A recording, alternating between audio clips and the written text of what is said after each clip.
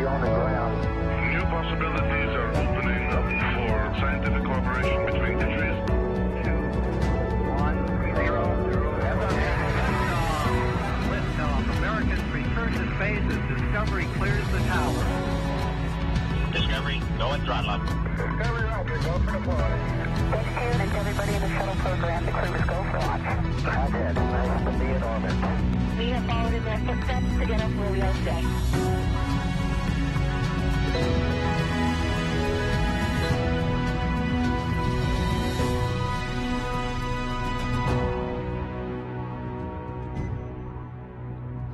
You're watching live coverage of the NASA SpaceX Crew-6 mission as they return to Earth. Dragon Endeavour departed the International Space Station at 4:05 a.m. Pacific time earlier this morning. On board Crew-6 are NASA's Stephen Bowen and Woody Hoburg, United Arab Emirates astronaut Sultan Alneyadi, and Roscosmos cosmonaut Andrey Fedyaev. Currently, they're on their way to the targeted splashdown site off the coast of Jacksonville, Florida. My name is Kate Tice, Senior Quality Systems Engineering Manager here at SpaceX. Joining me today from NASA Communications is Gary Jordan. Hey, great to be here, Kate. This is an awesome day for splashdown. So upon departing the station, Dragon underwent a sequence of departure burns.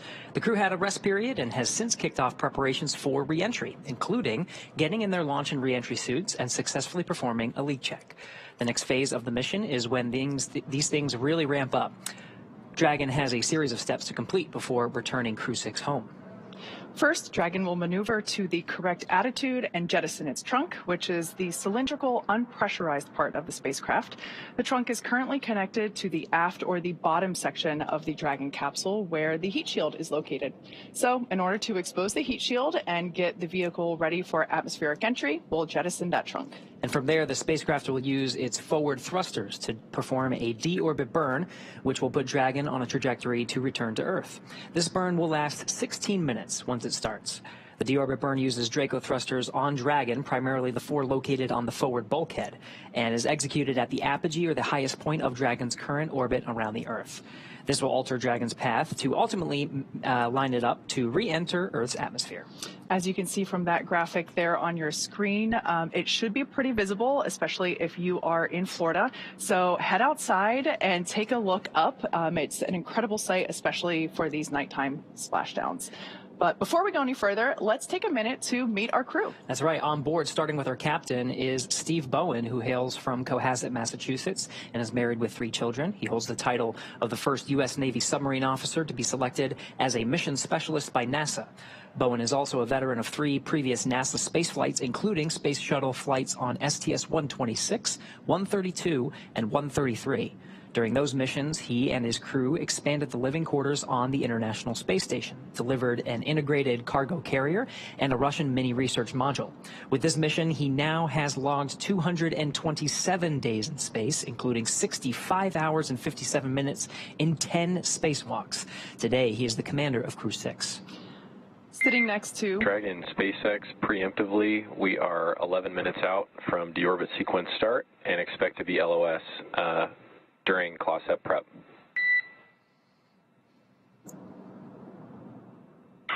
Expect to be LOS during CLOSEP prep. All right, those comms from SpaceX Core to Dragon Endeavour, just letting the crew know that we will have a loss of signal while we are performing the claw separation, which we mentioned that earlier is one of the steps for deorbit, but that deorbit burn coming up soon. Now, getting back to the crew on board, sitting next to Stephen is pilot Warren Woody Hoburg. The 37-year-old is from Pittsburgh, Pennsylvania. He studied aeronautics and astronautics from MIT before getting a doctorate in electrical engineering and computer science from University of California, Berkeley. During grad school, Hoburg worked as an EMT with the Yosemite Search and Rescue. Crew-6 has been Hoburg's first flight since NASA selected him to be an astronaut in 2017. He is also a commercial pilot with instrument, single-engine, and multi-engine ratings. As pilot for Crew-6, he is responsible for spacecraft systems and performance. Aboard the station, he served as an Expedition 68 and 69 flight engineer and is coming home with 186 days in space and 11 hours, 38 minutes of time outside the hatch on 2 spacewalks. In the role of mission specialist is astronaut Sultan Alneyadi. He was chosen by the Mohammed bin Rashid Space Center of the United Arab Emirates to be a part of Expedition 68 and 69. The father of 5 spent most of his life in Al Ain and Abu Dhabi, but in 2020 traded that in for astronaut training in Houston at NASA's Johnson Space Center. This has been his first trip to space, so he also now has 186 days in orbit. Additionally, he went on 1 spacewalk totaling 7 hours and 1 minute. It was also the first trip to space for the second mission specialist, Roscosmos cosmonaut Andrey Fedyaev. Andrey was selected as a cosmonaut back in 2012. He will monitor the spacecraft during the dynamic reentry phase of flight. While on board station, he served as a flight engineer for Expeditions 68 and 69 and returns today also with 106 80 days in space. Now, to prepare for upcoming events, the Dragon spacecraft is currently doing a couple of things autonomously. It's isolating the thermal control system fluid loops from the radiator. This system is what will help keep the internal temperature of Dragon very temperate for Stephen, Woody, Sultan, and Andrey during the reentry phase. Dragon is also initiating separation of the claw mechanism, which will terminate data, power, and fluid connections between the capsule and the trunk. In that trunk separation, the Dragon has to orient itself such that it positions the trunk so that it doesn't have any risk of recontact with the spacecraft. Of course, we want that to also deorbit in the Earth's atmosphere, limit the orbital debris, so that will the trunk itself will burn up in the Earth's atmosphere. It allows Dragon and exposes what are the picatiles. This is really the heat shield on Dragon, and so after that trunk separation, Dragon will reorient itself with the heat shields pointed right in the right direction to allow Dragon to go through the entry interface. We'll see a couple of things in rapid succession at that point. Really, at the time of the deorbit burn, that's that 16-minute burn we were discussing before, and that is a retrograde firing primarily of those forward bulkhead thrusters that slow the spacecraft down significantly, not as quite as significantly as entry, but enough to really make contact with some of the upper limits of the atmosphere and start with the drag and plasma buildup that gets the spacecraft from 17,000 miles an hour to about 350 after it passes through the atmosphere, and that's about a 7-minute period. We'll have a loss of signal at that time. It's a blackout period which we track. The plasma buildup just allows very limited comms to go through, so we'll be really just waiting for the back end of that 7-minute period until we start getting communications and data from the spacecraft. Yeah, that heat shield will be doing so much work during that reentry phase. The external temperatures of Dragon can reach up to 3,500 degrees Fahrenheit. And that's part of the reason why it will be so visible streaking across the Florida sky in a little while. Getting some views from inside the cabin now. This is fantastic. So we get these views when we pass over some of the ground stations here on Earth that provide the video straight from the Dragon capsule. So on the far left there is Andrey Fedyaev, and in the seat next to him, to his right, is the commander, Steve Bowen. To his right is the pilot, Woody Hoburg. And then on the far side of the capsule from this view that you're seeing is Emirati astronaut Sultan Alneyadi. You can see they're in their launch and re-entry suits, and they have entered that even before our coverage started and performed a successful leak check. So really, they're just waiting for these next series of events, including the claw separation, trunk separation, and the deorbit burn. Yeah, you can just see. I love this view because you can notice the previous missions that this Dragon supported in the form of the mission patch stickers that are located there just over Andrey Fedyaev's shoulder, kind of like right above Woody's head from this particular view. This particular capsule is the Demo 2 capsule, the Crew-6 capsule, and the Axiom 1 capsule. So this capsule has been through this 3 times before. This is its fourth space flight. And I love that we are able to document those previous missions inside the capsule as a little nod to history. Yeah, this will be the 4th splashdown of Dragon Endeavour, of course, being the capsule that carried humans for the first time to orbit in a SpaceX Dragon vehicle with Bob and Doug. We've got about 5 more minutes remaining in this preparation phase for that claw separation command. As you can see, the crew continue to monitor progress using the touchscreen above their head, as well as the tablets that they have strapped to their legs. It seems as though everyone is super calm and really just hanging out.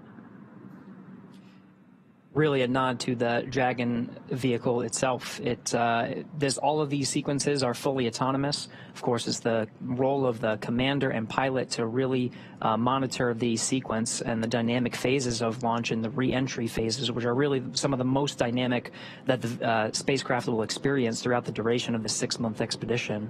But they also have the help of the mission specialists. Part of their role is to look over the shoulder of the commander and pilot and look at the screens that are right in front of them, those displays providing telemetry to just be an extra set of eyes and check on some of the things, though, because there's a lot of data coming in, just to relay them to the commander and pilot. Everybody is watching those screens very intently. For sure.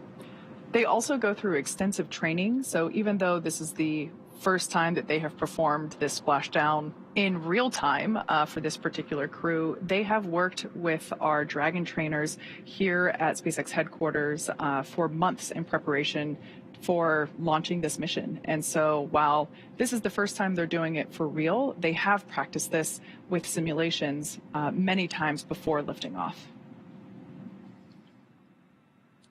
Sort of towards where their feet are on the far side of this particular view at the center is that side hatch.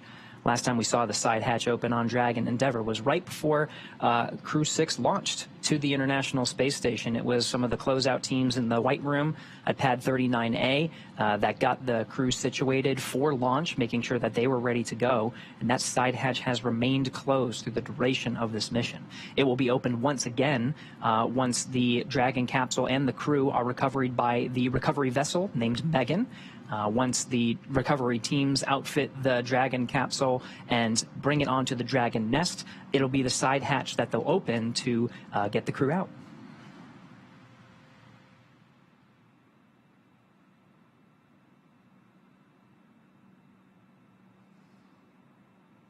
Once again, we're standing by for claw separation. That is the first physical change that the Dragon will undergo in preparation for atmospheric reentry. That claw separation is what allows for the trunk, the cylindrical, unpressurized section of the spacecraft, to separate and thereby revealing the heat shield, which is located at the bottom of the service section or the pressurized section of the Dragon spacecraft.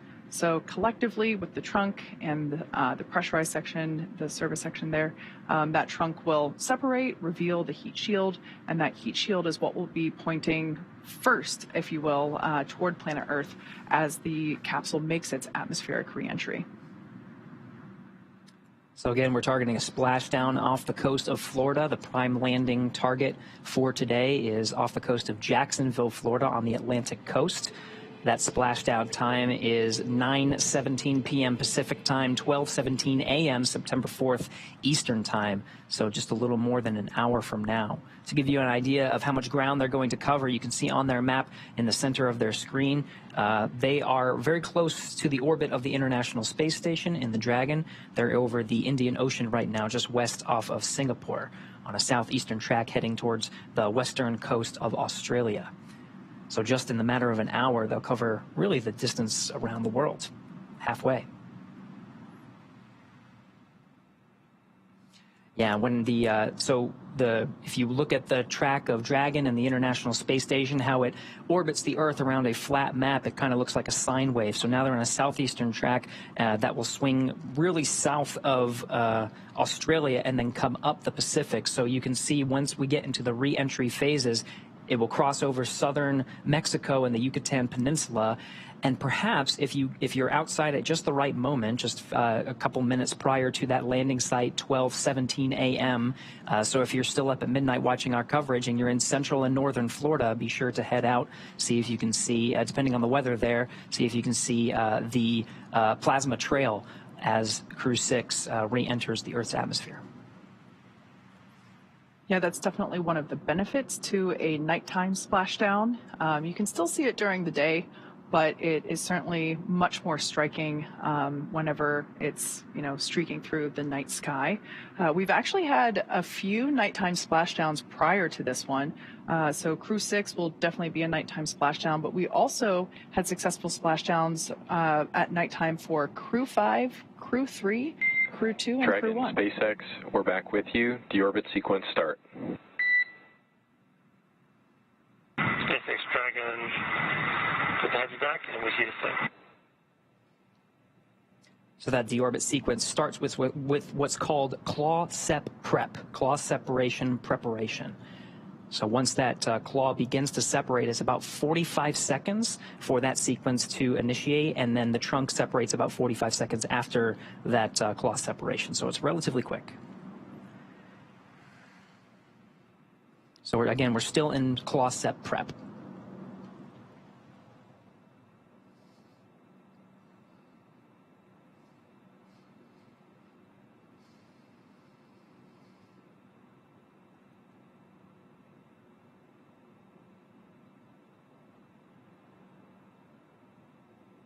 Once again, the crew will continue to monitor progress of events using the tablets and touchscreens that they have available to them. The touchscreen directly in front of pilot Woody Hoburg and Commander Steve Bowen also allows them to monitor the state of the Dragon flight computer, as well as be able to keep tabs on any thruster burns that occur. Live view there of mission control here at SpaceX headquarters in Hawthorne, California.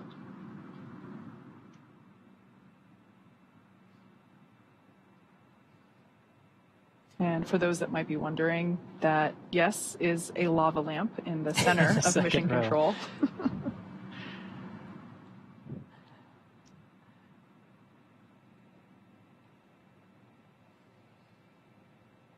Yeah, lots of activity here. Again, as a reminder, we are in the deorbit sequence, which begins with the claw separation. This demates the umbilical to the trunk, which has solar panels and have been collecting some of the energy from the sun and providing it to the batteries on board. Once that trunk is separated, or lie on the batteries inside, and there's plenty of margin of that power to provide power for the crew as they await for the recovery teams. But after trunk, all right, and the pyro's fired for the claw separation.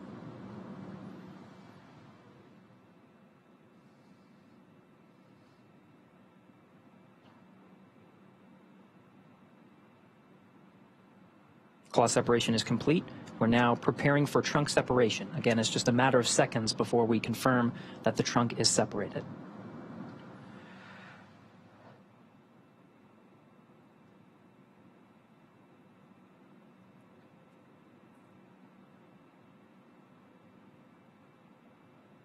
Once again, since that claw is now separated, we're able to separate the trunk. That claw is where the umbilicals for power and telemetry were connecting between the Dragon capsule and the trunk.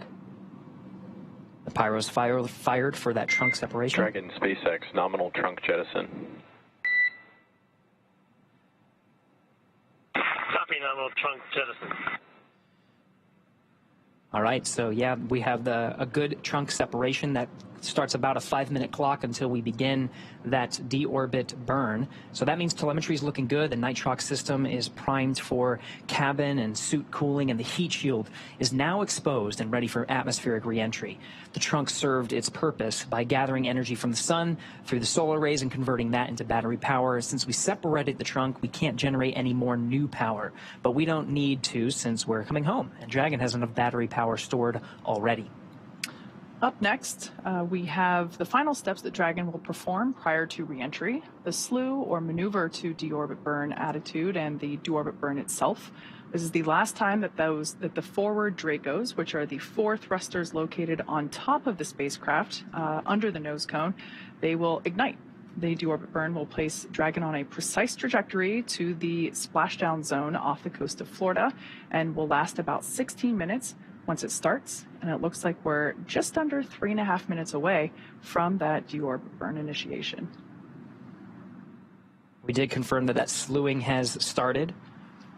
So again, Dragon positions itself sort of off to the side to jettison the trunk so it doesn't have risk of recontact with the spacecraft and successfully burns up in the atmosphere.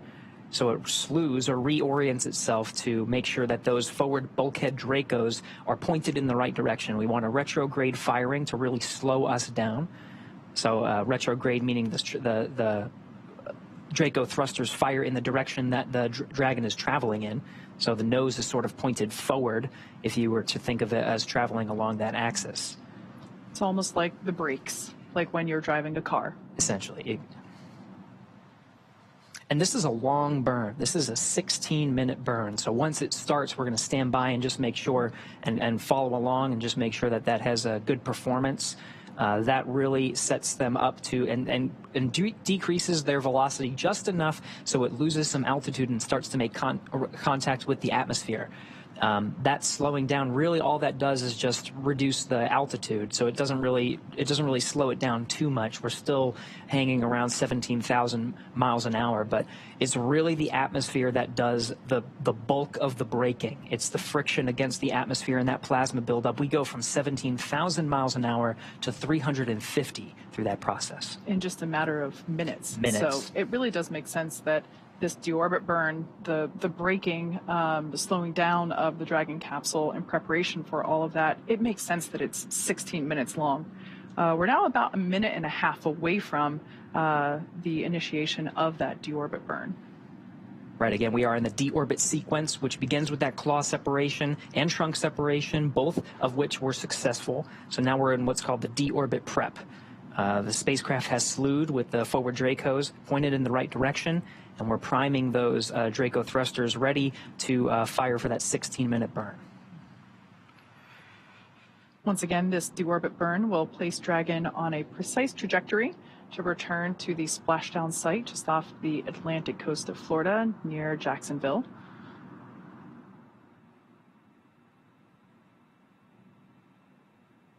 And we're less than a minute away from deorbit burn.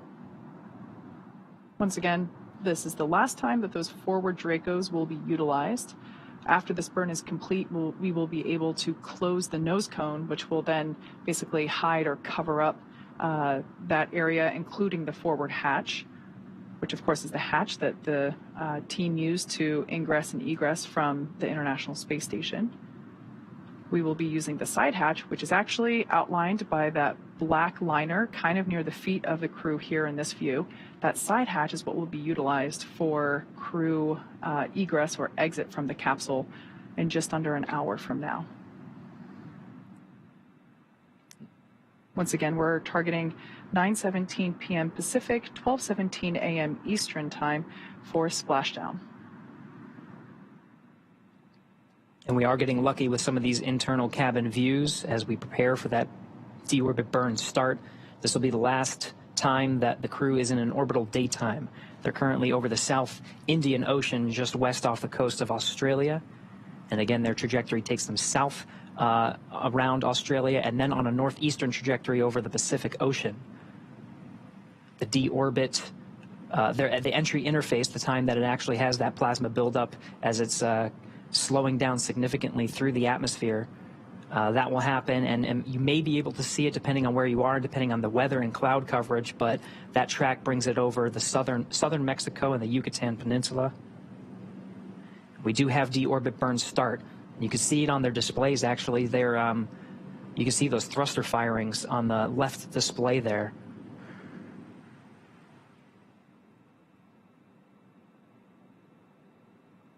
So again, that's a 16-minute burn.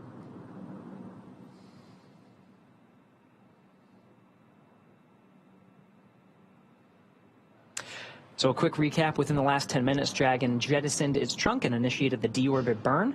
For those operations, NASA and SpaceX closely coordinate with the United States Coast Guard to establish a safety zone to ensure public safety and for the safety of those involved in the recovery operations, as well as the crew on board.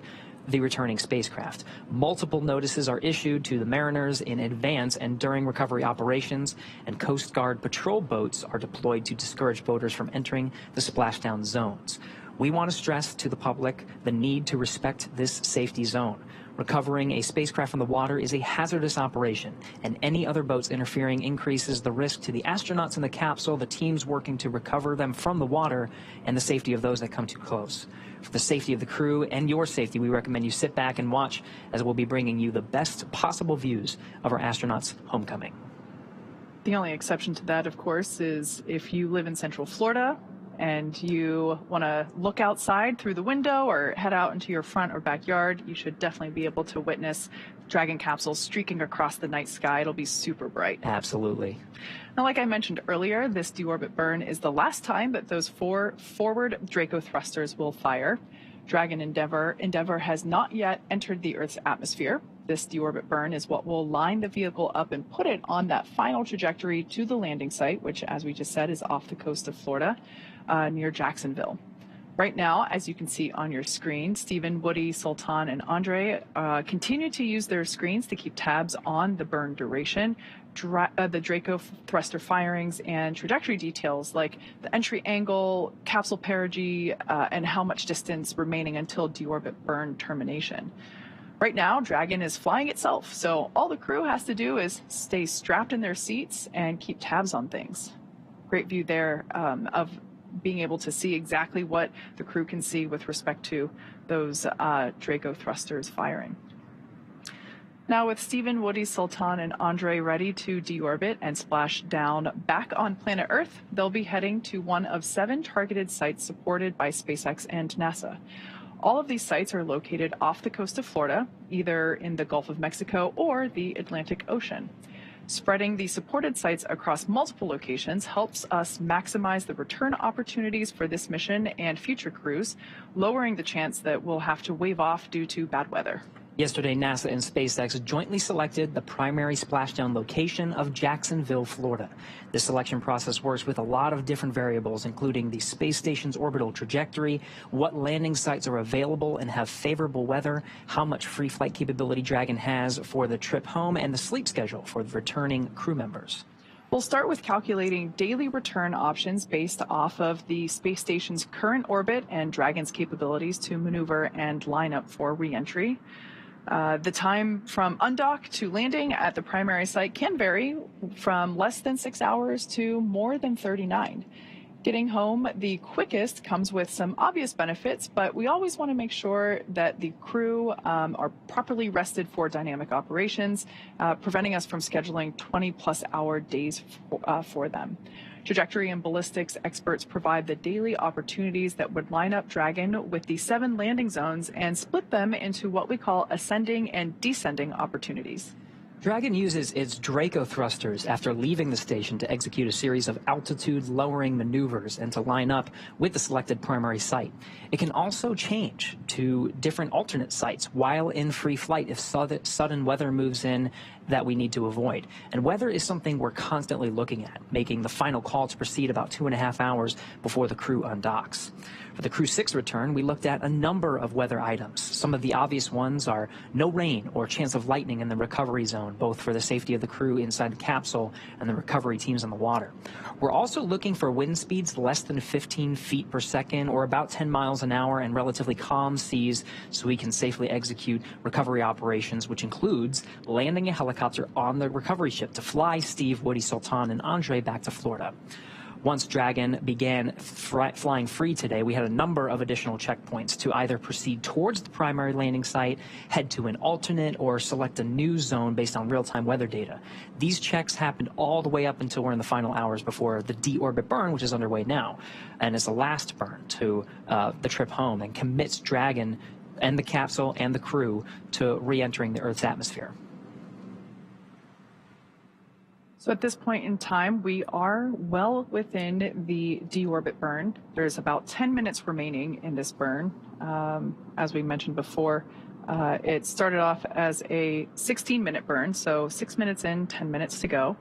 This is the last time that those 4 forward Draco engines located at the top of the Dragon spacecraft will be utilized. This deorbit burn acts as a braking maneuver or slowing down for the capsule in preparation for that for alignment for atmospheric reentry and splashdown.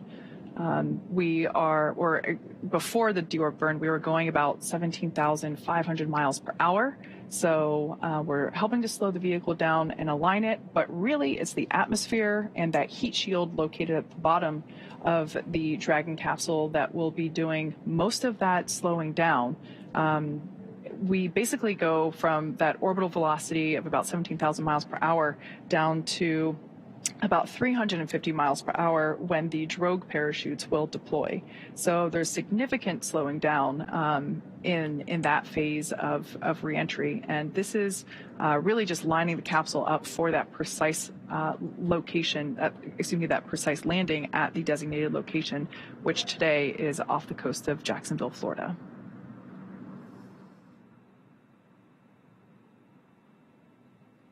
And of course, the parachutes really do a lot of the work from that 350 miles an hour down to about the time of splashdown. The capsule is traveling an approximate 15 miles an hour. It splashes down in the Atlantic coast. And that's done through a series of parachutes. You mentioned the drogues. The drogues provide some initial deceleration as well as stabilization of the vehicle once it passes through the atmosphere. And then those are only deployed for just a few minutes before they're jettisoned, and the 4 main parachutes are deployed and inflated to really slow the vehicle down to the landing site and get us down to that 15 miles an hour.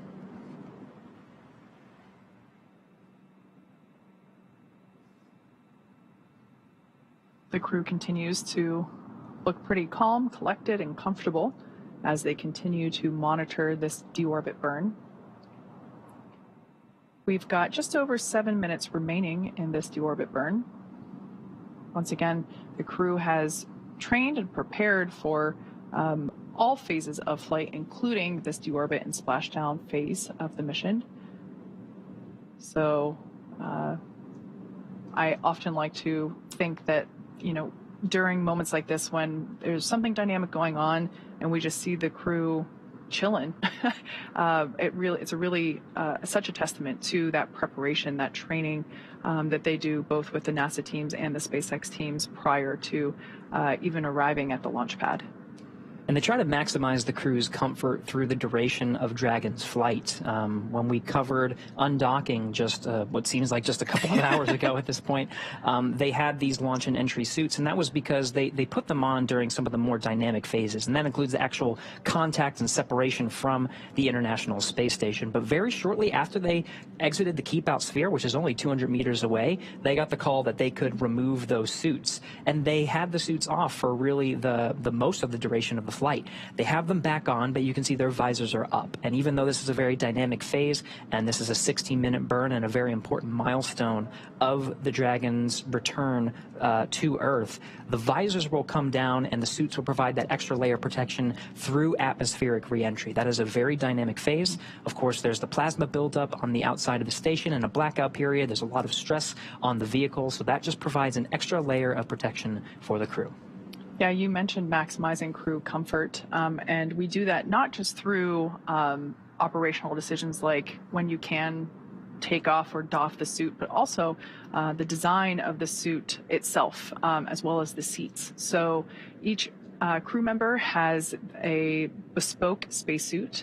They basically the suits are specially fitted for each crew member to make sure that it is as comfortable as possible while maintaining the extraordinary high levels of safety required. But the seats as well also have length and sizing customizations in small, medium, large, basically, for the armrest, the bucket, the seat itself, and as well as the footrest. So, yeah, we definitely try to maximize the crew comfort in as many ways as we possibly can.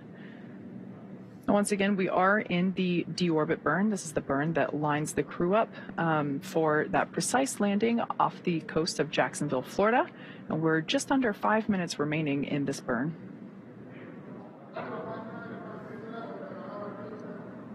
Yeah, and the crew is really just watching the vehicle perform on its own at this point. They're not really executing any commands.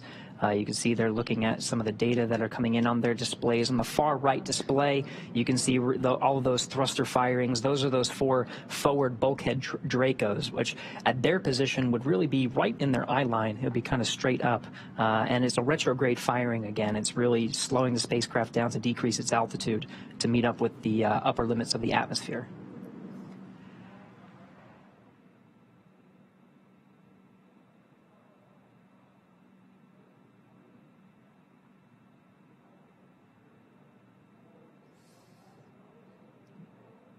We're 12 minutes into the burn, have about 4 minutes left.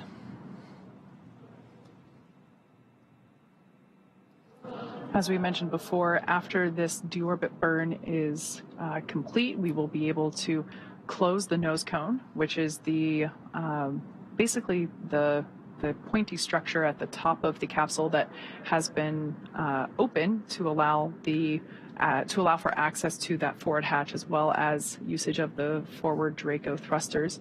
So we'll be able to close that, and that will basically make put the capsule back into its aerodynamic shape. And after we close that nose cone, we will begin atmospheric reentry. We will have about a 6 or 7 minute period of anticipated loss of signal, or LOS, as we'll hear it referred to in comms between ground and crew. And there is some margin built into the operations. This, again, the deorbit burn is executed at the apogee of their trajectory and allows them to decrease that altitude. And it's a 16-minute burn, so that will take us to about 8:40 Pacific, so just a couple of minutes left. They have about 25 minutes until they start experiencing some drag on the atmosphere, and that allows the Dragon spacecraft to do a couple of things. It allows them to close the nose cone, as you mentioned, and also slew the Dragon once again and get into the entry interface with the pica tiles and the heat shields pointed in the right direction to take the loads of the friction of the atmosphere. Exactly. So if you want to think about Dragon's orientation at the moment, the forward end, or if you think of how Dragon is oriented when it's on the launch pad, it's the top end of the Dragon spacecraft is basically pointing forward along their trajectory. So those thrusters are performing a retrograde burn, which is slowing the vehicle down.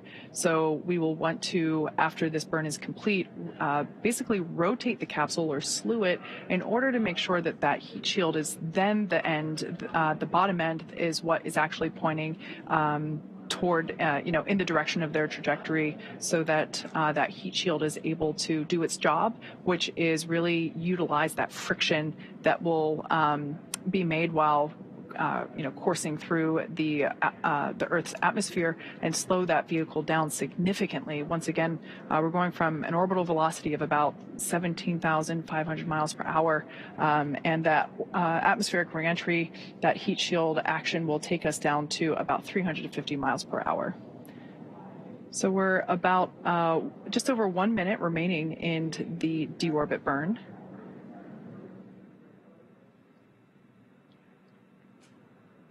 This is the burn that essentially commits the crew to that precise landing zone just off the coast of Jacksonville, Florida.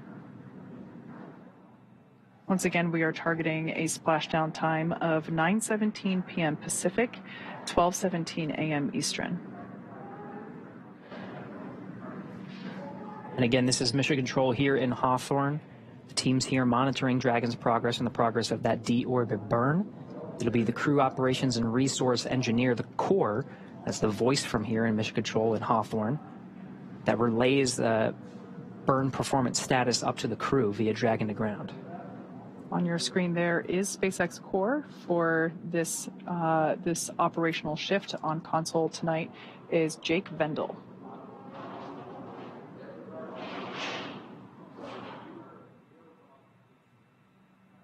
As Gary mentioned, this is the primary communicator for from SpaceX Mission Control to the crew, very similar to NASA's Capcom role. Dragon, SpaceX, deorbit burn complete and nominal. Nose cone closure initiated. SpaceX Dragon copies.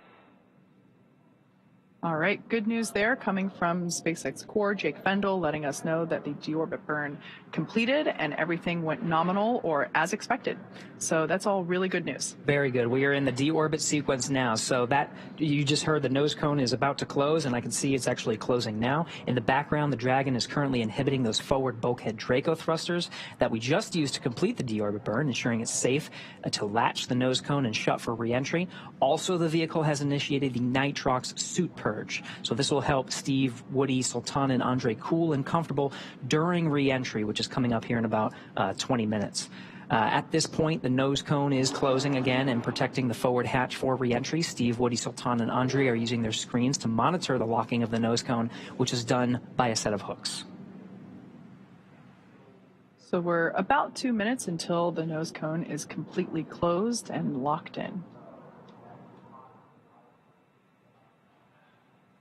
Once again, we are in the deorbit sequence. So far, we have separated the trunk and we have completed the deorbit burn. And right now, we are closing the nose cone. This is the final physical change or modification to the Dragon capsule prior to reentry. After the nose cone is closed, we will slew or reorient Dragon to basically make sure that the heat shield is what is pointing first toward planet Earth, and that will line us up for atmospheric reentry. And a lot of that is in work now in concurrence. The closing of the nose cone is underway, as well as the slewing. Again, there's plenty of margin here from the time that the deorbit burn is complete, that 16-minute burn, and the time of entry interface. Make sure there's, if they have time to correct anything, that is already built in, but everything's looking good so far. Making sure the heat shields are pointed the right way, nose cone is closed, and the crew is prepped with that nitrogen purge. So we saw the views of the crew from the inside of the capsule with their visors up. Again, those visors will come down, and they'll part of the, not only do the suits actually provide that extra protection, but Kate, you mentioned that they'll actually make sure that they provide cooling and comfort, because there's a lot of heat that's being generated through the reentry process. The outside of the vehicle can experience upwards of 3,500 degrees Fahrenheit. Exactly. Yeah, we'll purge some cool air through the suits. But the interior of the capsule, there's also a thermal system that will help pump some cool air there as well. So the crew generally stays really comfortable, even though the exterior of the capsule does get super hot, as you said. With that plasma buildup, it'll be certainly one of the more dynamic things that the spacecraft goes through during its mission. But yeah, the crew stays pretty comfortable, and that nitrox air, which is a mixture of nitrogen and oxygen, the same stuff that is put into scuba tanks for scuba divers, that same breathing air, we pump that through the suits to allow the crew to stay super comfy during their reentry. We did get confirmation that the nose cone is closed. So this deorbit sequence we're really making our way through very well. As we begin the second half of entry, Dragon is now beginning to inject that cool nitrox air that I mentioned before, that's being delivered to the suits worn by Stephen, Woody, Sultan, and Andrey. Again, this is what will allow the crew to remain comfortable while the external temperatures of Dragon reach 3,500 degrees Fahrenheit. The heat shield will be pointing forward, leading the capsule to the landing site. Now, speaking of that heat shield, Dragon's primary heat shield is comprised of Pica 3.0, Pica meaning phenolic impregnated carbon ablator. The first generation Pica was initially developed by NASA for studying and sampling comets within our solar system. Yeah, really cool history here. SpaceX partnered with NASA to develop Pica X, which was the second generation product used on all Dragon 1 cargo resupply missions that successfully resupplied the space station on 20 different missions. Pica 3.0 was developed specifically for use on the Dragon 2 crew and cargo, with enhanced structural and thermal properties that optimized the heat shield and drove down cost en masse. Yeah, pretty cool. The remainder of Dragon capsule is comprised primarily of SpaceX proprietary ablative material.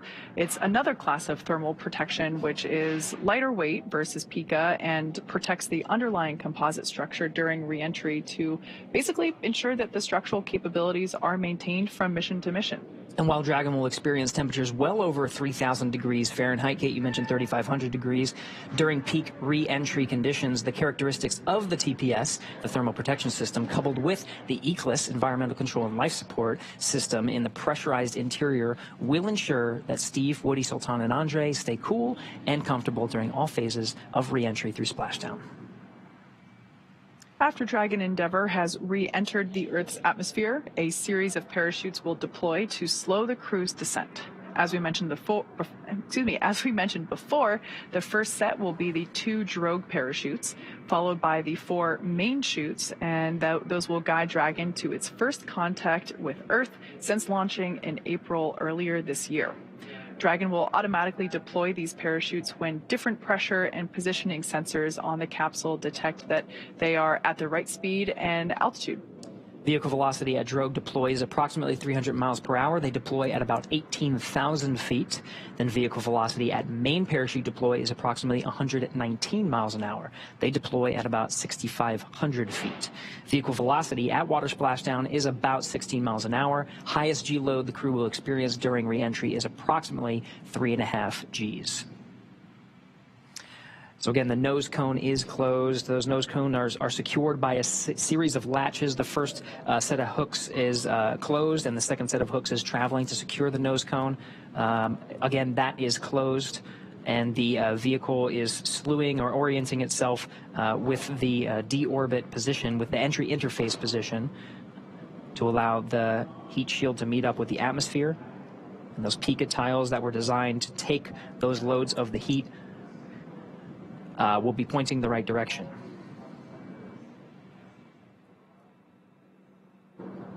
One correction, I did mention Crew-6 launched in April. It actually launched in March of this year. Right. March 2nd Eastern Time, I think March 1st Pacific Time.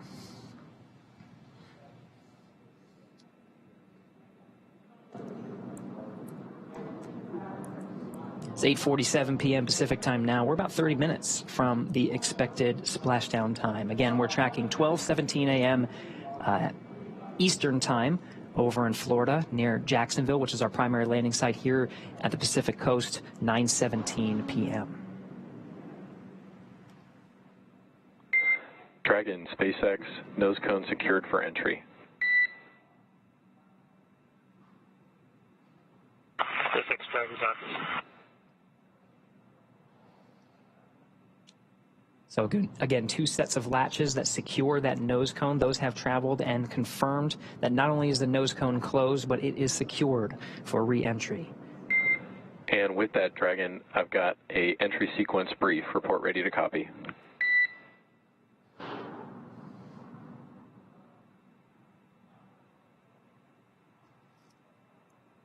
SpaceX Dragon, we are ready to copy.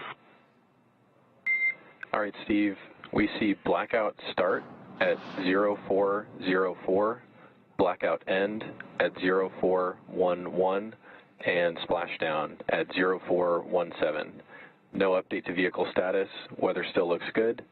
How copy?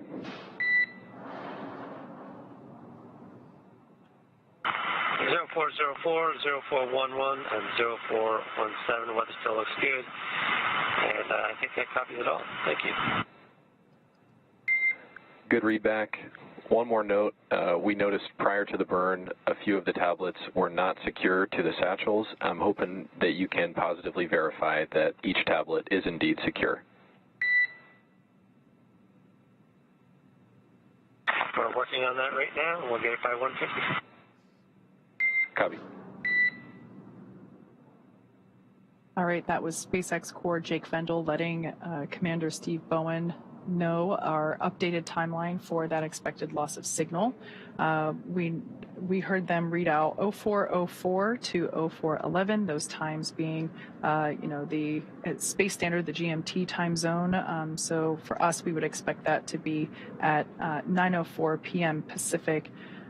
12:04 p.m. Eastern, and lasting until the 11-minute mark there. So just slightly, actually no, right on time. We did say about a 6 or 7 minute loss of signal. Splashdown time remains as we originally were targeting, that 9:17 p.m. Pacific, 12:17 a.m. Eastern.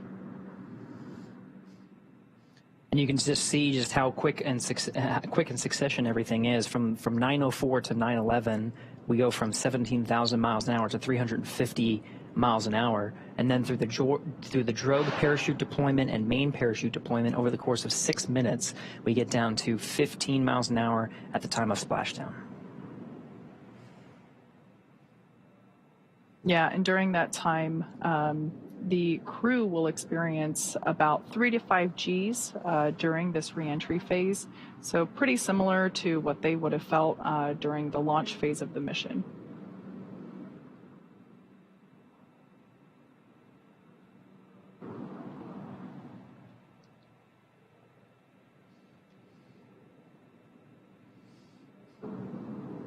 We're focusing on the flight control teams here in Mission Control in Hawthorne through the duration of today's operations. If you've been following along for our coverage, we've been joined with the flight control teams over in Houston, Texas. Of course, they are monitoring very closely, but that was really for joint operations. It's a different set of flight criteria and flight rules when the two flight control rooms are working in tandem, operating by the same flight criteria. And there is that dance of the Dragon and the International Space Station. Really, the responsibility of the Dragon is on the teams here in SpaceX. They are, of course, communicating constantly with the teams over at NASA, and the NASA teams are in the loop monitoring the progression of the Crew-6 astronauts and cosmonauts' return home to Earth.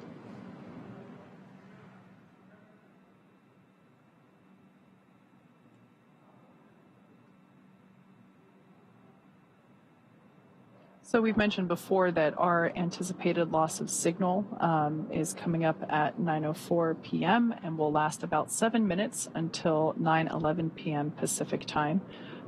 This occurs on all of our Dragon reentry missions. It is pretty standard and expected, this 7-minute period where the Dragon is unable to send any telemetry to the ground or be commanded from the ground, including no communications, which is why we call it a communications blackout. So the reason for that being, as we've said a couple of times, the heat shield located at the bottom of the capsule will be doing a ton of work as it encounters that friction from the atmosphere as it re-enters. This is a good thing. It's helping to slow the vehicle down from 17,000 miles per hour to about 350 miles per hour.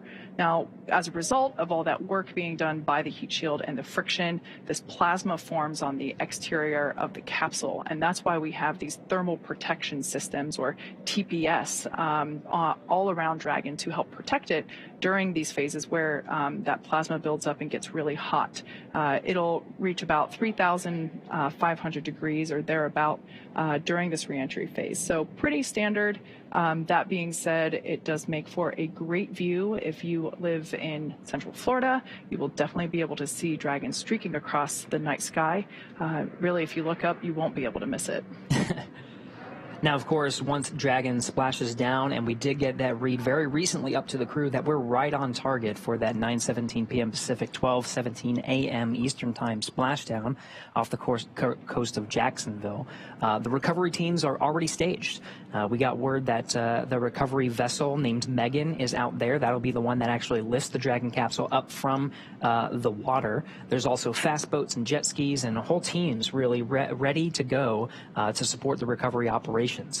We've supported many nighttime landings or splashdowns in the past, and so they're very used to these operations. Dragon has systems built into the outside of the capsule that allow for flashing lights and a lot of calling of attention to itself to make sure that the recovery teams can easily see it. And of course, the assets themselves have equipment on board to be able to locate, track, and find, and of course, recover the Dragon capsule. And so those teams will go out. They'll perform a sniff. That's actually the first thing that'll happen happen is the fast boats will circle the vehicle and just make sure that the Dragon capsule itself is safe to approach. There's dedicated teams that go out and make sure there's no leaking of nitrogen tetroxide or any hazardous materials before the rest of the teams move in.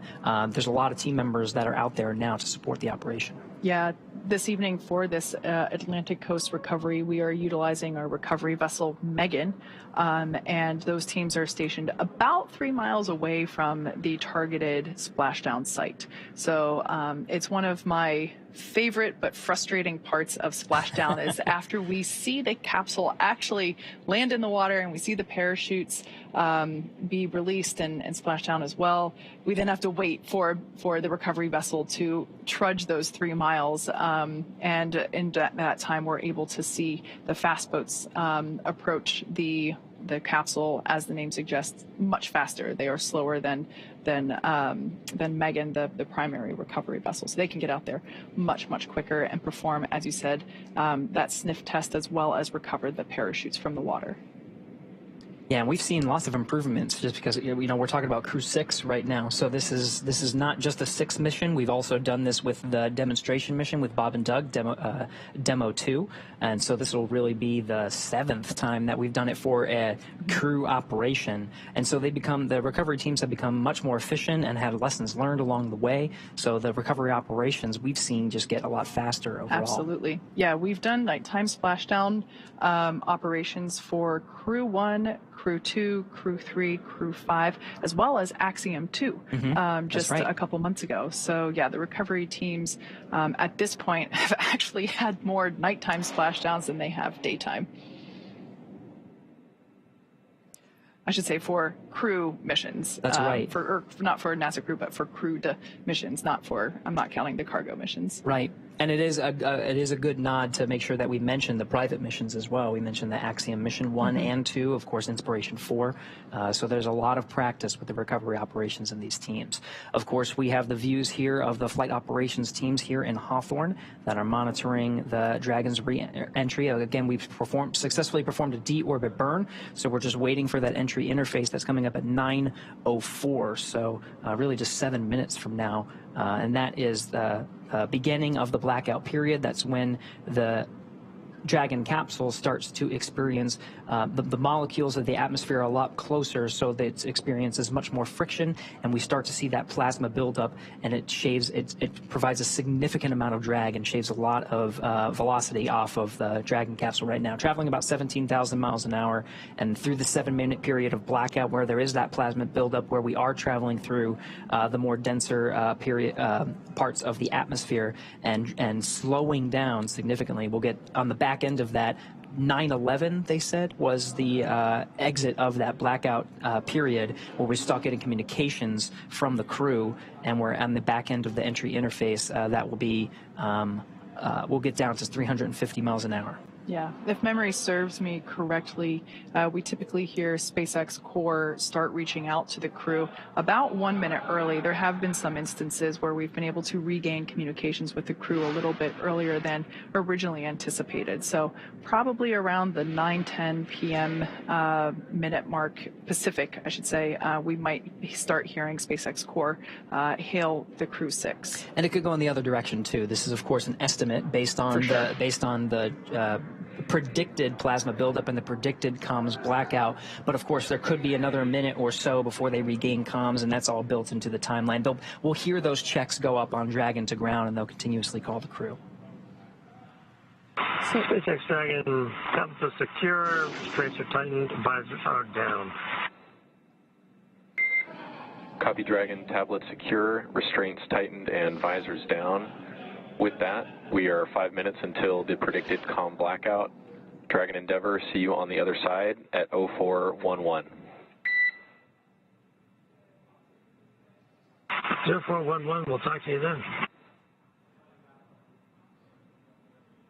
All right, that was the voice of Crew-6 Commander Steve Bowen, letting us know that the teams have put away and secured the tablets that were prior to now, they were located and strapped onto their legs outside of the spacesuit. So those are now put away, and they have also closed the visors. So the last time we saw the crew inside the capsule, their visors were up. They've now closed the visors, and that provides really a leak-tight environment for the crew during this dynamic phase of reentry. For those of you that have recently joined over the last 45 minutes, we've basically been executing step-by-step the deorbit sequence, starting with the releasing of the claw, which is what was connecting the Dragon capsule to the trunk being the unpressurized section that is jettisoned in order to reveal the heat shield located at the bottom of the Dragon spacecraft. So we released the claw, that the trunk separated. We then performed a 16-minute long deorbit burn. We've also slewed or reoriented the capsule so that the heat shield is facing it's hard to describe it in my head, but it basically, the heat shield is what is leading the capsule to the targeted splashdown site, which today is in the Atlantic Ocean off the coast of Jacksonville, Florida. As we just heard, we have an anticipated loss of signal, or LOS, that will last for 7 minutes, and it will start at 9:04 p.m. Pacific in about 3 minutes from now. That is standard for all of our Crew Dragon reentry missions, and at that point in time, the Dragon will not be able to send any telemetry or data to the ground. The ground will not be able to command Dragon at all, and we will not be able to receive any communications from the crew or to them either. Now, on the back end of the communications blackout, when we receive a word from the crew, it'll be the crew themselves that read out some of the calls of their status. We'll be relying on that, and of course the data that we're receiving from Dragon now that we're outside of that blackout to determine the performance of the vehicle. We'll see those drogues. There's 4 main parachutes that allow for a safe landing. The parachutes are designed with that 4th in mind, so that even if the 4th were not to inflate all the way, 3 could actually provide enough resistance to properly decelerate the Dragon so that it lands right on time and provides a normal amount of drag on the vehicle to get us down to that 15 miles an hour at the expected time.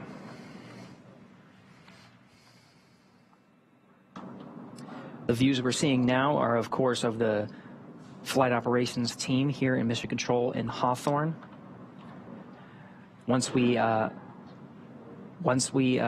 We'll soon hopefully be getting some views from the recovery vessels out in the Atlantic Ocean. That's the recovery vessel Megan, as well as the recovery teams on fast boats and jet skis.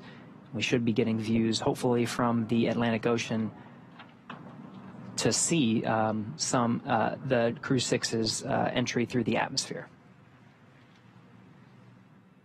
I was trying to look through my notes. I can't quite remember what it is off the top of my head, but you were talking about the parachutes before, and the drogue chutes that we deploy prior to the main parachutes. Those drogue chutes help provide additional slowing and stability for the Dragon capsule as it comes out of that atmospheric reentry. And I forget what factor it is that if we didn't have the drogue parachutes, I think it's something like the main parachutes would have to be manufactured to be 2 to 3 times stronger, which of course would add weight to the capsule itself. And in spaceflight, everything is weight. You want to minimize the weight that you're taking. So those drogue chutes are definitely small but mighty in the job that they have to do.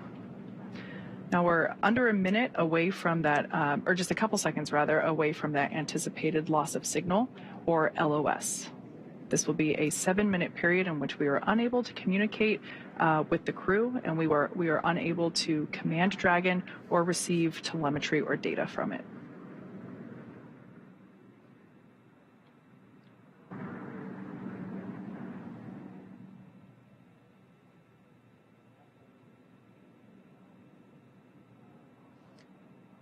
Okay, we're in that loss of signal. The clock starts now, right on time, 9:04 p.m. Pacific, 12:04 a.m. Eastern. That starts the 7-minute clock of the anticipated communications blackout. Kate, as you mentioned, the teams here in Mission Control in Hawthorne may start reaching out to the crew a little early. The crew themselves may see an acquisition of signal from their own data and call out to the teams to let them know that they're outside of the blackout. It could be intermittent too, so there's a lot of different factors, but the key here is communication, and they'll continue to talk to make sure that they are relaying they, meaning the crew, are relaying the information to the teams here in Mission Control Hawthorne, and of course the Hawthorne will be able to respond. Right. So for those of you that have just recently joined us, at this point we have entered a communications blackout period, a loss of signal or LOS, and lasts approximately 7 minutes due to plasma formation around the spacecraft. During this time, no vehicle telemetry is received by Mission Control, which you see there on your screen, and no external commanding of the vehicle or voice communication is possible. But as a reminder, Dragon is designed to fly itself. During this reentry, the vehicle will be slowing down from orbital velocity, which is about 17,000 miles per hour, and the top temperature that Dragon will experience upon reentry is about 3,500 degrees Fahrenheit. As we've mentioned before, this expected blackout period is, and we anticipate it to last about 7 minutes. It might be a little bit less, it might be a little bit more, but we will definitely be able to hear the crew once they do re-enter from that anticipated loss of signal. We'll have acquisition of signal, which is AOS. That's right, and the last read up to the crew prior to their entry and the beginning of the blackout period, we were still tracking an on-time splashdown. Again, for those following along, that's 12:17 a.m. Eastern Time, 9:17 p.m. Pacific Time.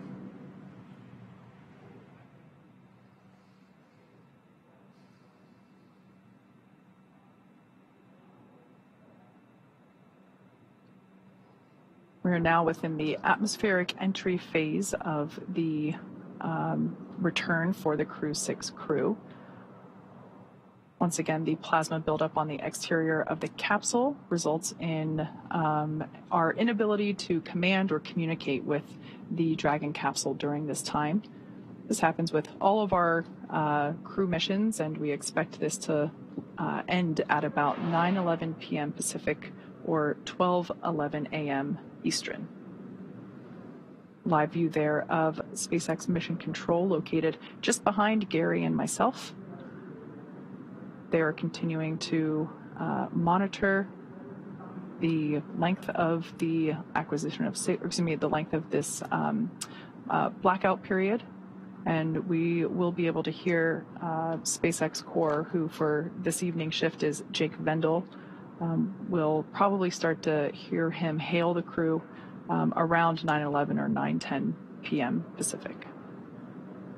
So if you're following along of our coverage and you are in southern Mexico or the Yucatan Peninsula, there is a chance, depending on the weather that you have down there, that you would have been able to see the beginning of the entry interface. We're now about 4 minutes in of a 7-minute blackout period. This is a great graphic indicating the trajectory. This is an ascending trajectory that Dragon is taking. So as Gary just said, over the Gulf of Mexico, across the Yucatan Peninsula of Mexico. So if you're tuning in from Central Florida, head outside right now, look up, because this looks like our first live view from the WB-57. That's right. This is a high altitude aircraft that has thermal imaging, so we're able to get some of those views of the Dragon vehicle in the middle of its entry interface. Again, we're about 4 minutes in. We have a tally-ho on the vehicle from the WB-57. And actually maybe about 5 minutes in at this point. So maybe a little bit more than 2 minutes. Again, there's some variation in the predicted 7-minute time period. It's not exact. We might hear a little early, a little later. So as we were saying, if you're in Central Florida, head outside right now. You should be able to see this glowing streak cross over as we are targeting. There's that streak I was just mentioning. That's a live view, not thermal. This is heading towards the Atlantic coast of near Jacksonville, Florida. So a beautiful view, such a striking visual that we have for these nighttime splashdowns. Recovery teams are in position off the coast of Jacksonville, Florida. And we are still targeting our expected splashdown time of 9:17 p.m. Pacific, 12:17 a.m. Eastern. We only have about a minute and some change of this blackout period anticipated. And again, there's some variation on when we can hear from the crew. So what you're seeing on your... Dragon, SpaceX, comm check. So at this point, we're going to hear SpaceX Core begin to hail. As Gary said, this blackout period is estimated. So we're now beginning to reach out to the crew to see if we've regained that communications capability. Dragon, SpaceX, comm check. What you're seeing on your screen now is a live view of the thermal cam on the WB-57. And we hear Crew-6 from inside the cabin on the back end of the blackout. Copy, Dragon. We see a healthy flight computer. Expect automated chute deployment. SpaceX Dragon, copy. There's our live view of the crew, our first view of them on the other side of that communications blackout. At this point in time, they are re-entering through the Earth's atmosphere over the coast of Florida, heading towards Jacksonville, Atlantic coast. Up next will be the deployment of the drogue parachutes, which should happen in about 2 minutes, just over 2 minutes. You can see they got through some of the thicker parts of the atmosphere, and that plasma buildup is starting to dissipate. We have about, less than 2 minutes or so. Dragon, SpaceX, GPS converged. Expect nominal altitude for drogue chute deploy. SpaceX Dragon, copy. All right, so that call out just letting the crew know that they can expect to have the initial parachute deployment, that is the drogue parachutes, and that those typically deploy about 18,000 feet. At that point in time, the capsule is going around 350 miles per hour. Some of the data and telemetry from Dragon is in meters, so if you do hear those calls from the crew and from us, some of the telemetry we're seeing is in the metric system.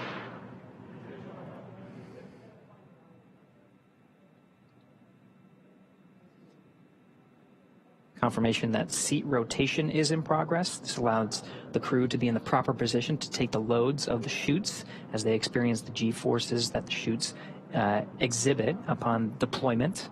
They provide some drag on the vehicle. And again, we're traveling about 350 miles an hour. So from here, with the drogue deployments and main deployment, we're going to get down to about 15 miles an hour. Drogue deployment coming up in approximately Dragon, 20 seconds. Brace for drogue window.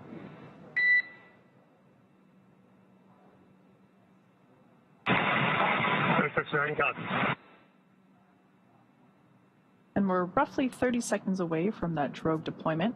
SpaceX Core just telling the crew to prepare for the deployment of those drogue parachutes. At this point in time, they are around, or when the drogues are deployed, they're traveling around 350 miles per hour.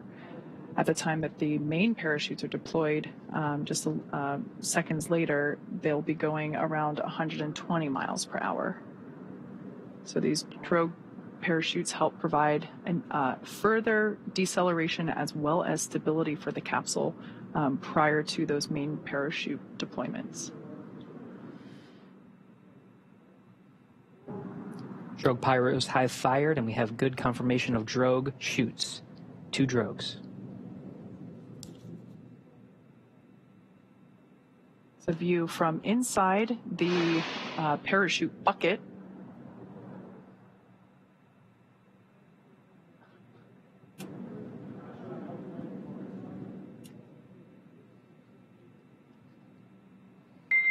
Dragon, nominal descent rate, and recovery team reports a visual on 2 healthy drogues. SpaceX Dragon, copy. Continue.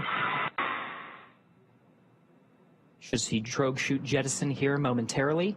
We'll see those 2 chutes that you see be released from the capsule, just like so, and release the 4 parachutes, now deploying. At this point in time, Dragon has saved all of its propulsion systems and is now has already terminated that nitrox suit and cabin purges. Those were helping to keep the crew cool during the reentry. Looks like we have 4 very beautiful and healthy main parachutes. Dragon, we see a nominal descent rate on 4 healthy mains. SpaceX Dragon copies, and SpaceX Dragon coming up on 1,000. So there's that confirmation. Copy, 1,000 meters. Confirmation of those 4 healthy chute deployments.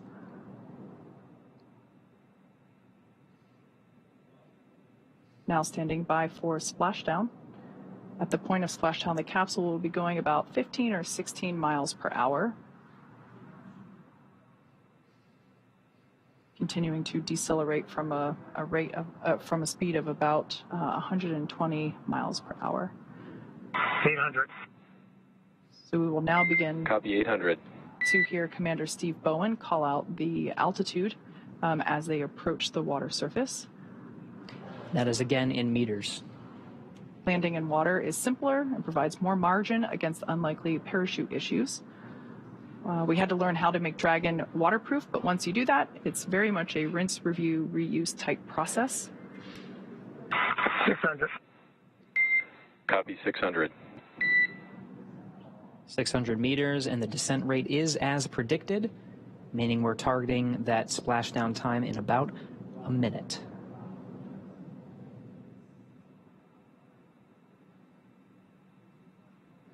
Live view of Dragon Endeavor with the Crew-6 team members on board, being held up by 4 beautiful main parachutes. Dragon, we see 400.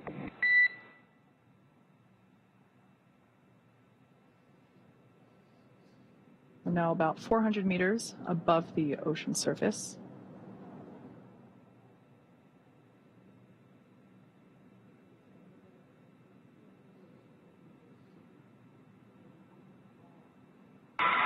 SpaceX Dragon 200 braced for splashdown. Copy, braced for splashdown. Again, the seats have been rotated in a position to take the loads of re-entry and parachute deployment as well as splashdown. The crew is braced. We are inside 100 meters.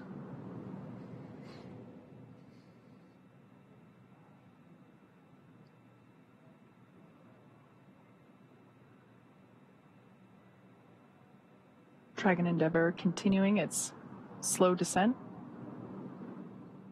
There we can see splashdown on screen. Those parachutes are then cut and released.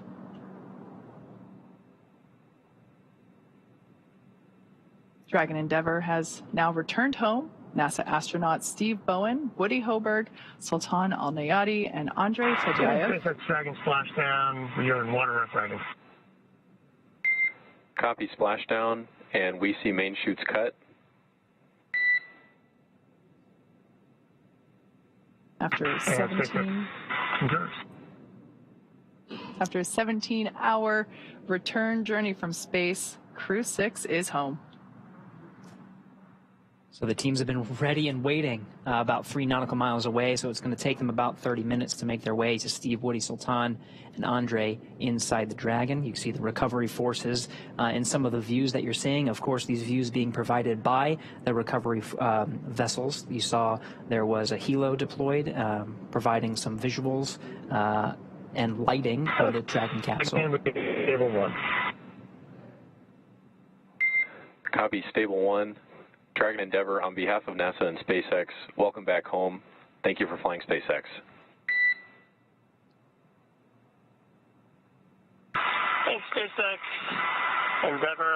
We greatly appreciate all the support from all the initial training through the launch, throughout the mission, keeping us abreast of all the status of the vehicle, and all the support all the way down. This has been incredible. Greatly appreciated. I look forward to working with you all again.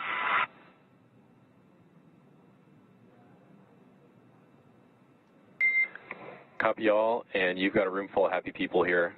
We've got some systems to verify safe before we give the boats a go to approach. I'll be back with you on that topic in a minute. SpaceX Dragon copies. We'll just enjoy the wallowing here. It might be soothing. We maybe all be napping soon.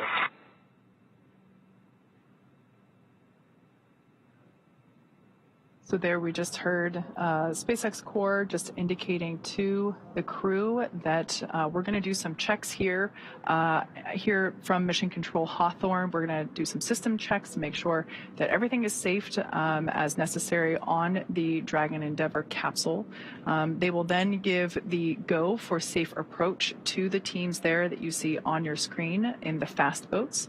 One of those boats will focus on recovering the parachutes from the water. The other will begin inspections, a sniff test for those onboard propellants, nitrogen tetroxide and monomethylhydrazine.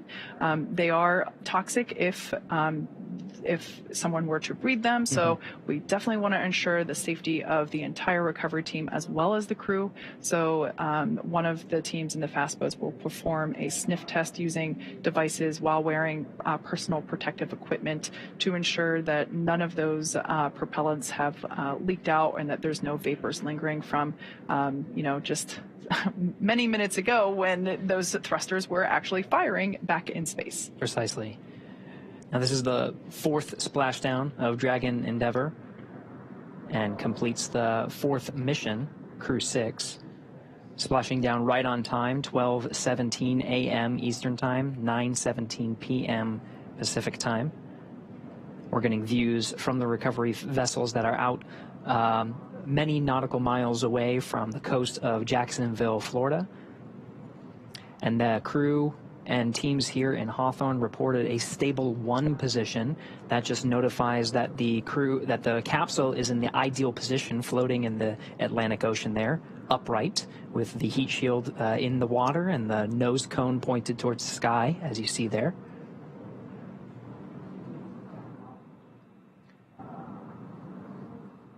As you mentioned, this is the 4th splashdown for this particular capsule. Most recently, it supported Axiom 1.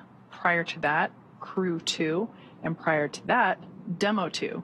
So this capsule, I have great personal attachment to. I had the opportunity as part of my day job to go inside the capsule while we were building it. And when I say building it, I mean like for the first time, not during the refurbishment process. And when we were originally building it for the Demo 2 mission, I just remember being inside this capsule and thinking, Dragon, SpaceX, we are go for recovery personnel to approach the capsule. Expect fast boats alongside in just a few minutes. Dragon top, we look for light. all right, good news there from Mission Control, letting the crew know that everything checked out from a systems check, and the team there on screen in the fast boat now has the green light to approach and begin performing these sniff checks for those vapors for the onboard propellants. Just to conclude my thought, it's always great to see this capsule fly and land, and it just makes me so happy to see it with another mission under its belt. It's part of the design of the Dragon capsule is to be reusable, so even after the harsh conditions of 3,500 degrees of plasma buildup and being in the salty ocean, teams are still able to refurbish it and prepare it for the next mission. And this is the 4th successful flight of Endeavour.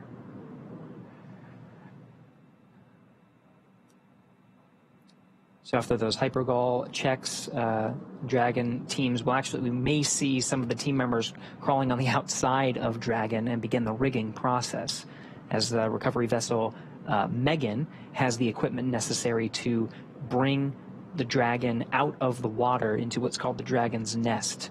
And that allows the capsule to be positioned and stable on a boat and allow the some of the personnel on board that boat, that ship, to open up the side hatch. We were talking about the side hatch a little earlier. That has remained closed through the duration of the mission. The last time it was open was on Launch Pad 39A as some of the teams were preparing Steve, Woody, Sultan, and Andrey for their launch to the International Space Station and the beginning of their expedition of science, maintenance, and upgrades aboard. Now it'll be open again here very shortly. It does take some time, so it could be 30 minutes to an hour before we actually see them on the boat and they start egressing the capsule. But we'll provide coverage until they're safely aboard the recovery vessel Megan, and all 4 crew members have egressed Dragon. So this image that we see here was taken just minutes ago, a beautiful capture of the moment when Crew-6 was re-entering over Florida. We can actually see NASA's VAB and Pad 39A in the distance. So this is such a cool time-lapse capture of the re-entry streak that we saw just minutes ago of the Crew-6 re-entry and splashdown.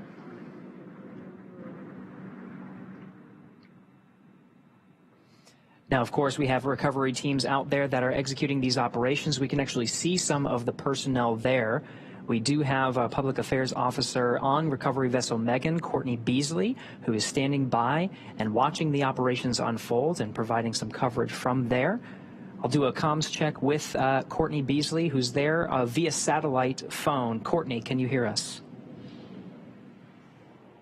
Gary, I have you loud and clear. How do you hear me? Loud and clear. Courtney, we were very jealous, and we were talking a lot, Kate and I, about the views of Dragon's re-entry through the atmosphere and the plasma trail and the landing, of course, in the Atlantic Ocean. I can't imagine a person who had a better view than you. From your perspective on recovery vessel Megan, how was that landing? Gary, it was absolutely beautiful. We were about 1.5 nautical miles away from the landing zone, and we had a great view from the front of the ship. We were actually able to track the spacecraft starting when it broke the horizon. We heard the sonic boom loud and clear and tracked the spacecraft all the way down through splashdown. SpaceX, There's something beautiful about the nighttime splashdown. The only thing lighting the sky up tonight was the moon, the and it's stars, approximately and 25 minutes until capsule lift. Stand by for a PMC with the SpaceX flight surgeon on the ship. And we did just hear a call out indicating that the sniff checks were successful, so the close approach team now has the green light to begin climbing on board the Dragon capsule, so we should see the recovery continue along. But I want to hear more from Courtney with her bird's eye, or with her live action view. That's right. Yeah. Back to you, Courtney. We just wanted to pause for some of those communications with the crew and just follow along on the action here. But really want to understand what it's like there. You got some beautiful views. We are seeing, some of the seas. I think that we're tracking about. We're tracking sea states and wind, and we were talking about weather quite a bit leading up to today's landing. From your perspective, how is the weather out there?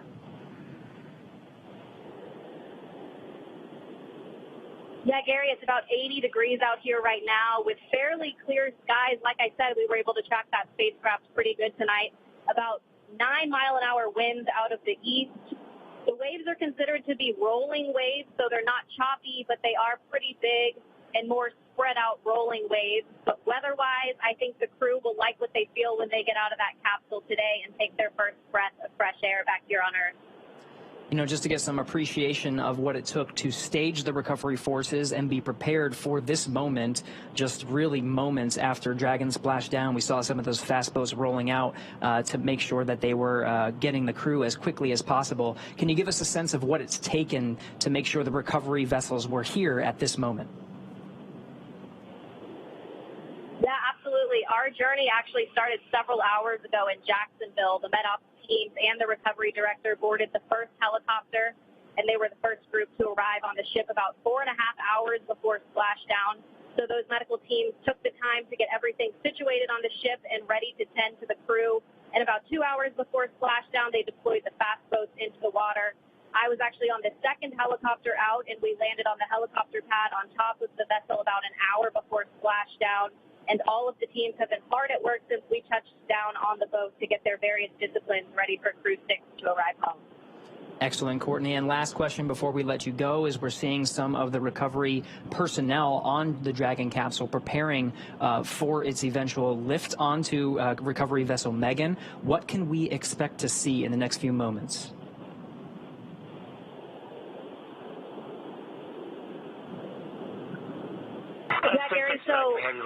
the crew is out Copy. We also have you 5x5. they'll be Boats are working on you over to the and med rigging bay, up the where vehicle. the crew will I'll get back to you closer by to their capsule medical lift. teams, and we'll have the opportunity to take those spacesuits off and get comfortable back here on Earth.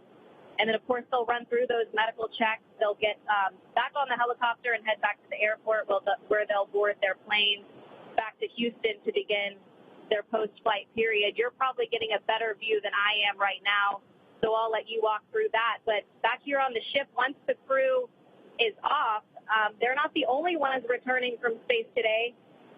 We'll actually stay here a little longer with the cargo team since there was International Space Station cargo returned on this flight. So once we get back to the airport, the cargo teams will begin doing cargo processing, taking photos of all of the articles that were included in the cargo, and they will pack all of that into box trucks that will take them back to various NASA centers.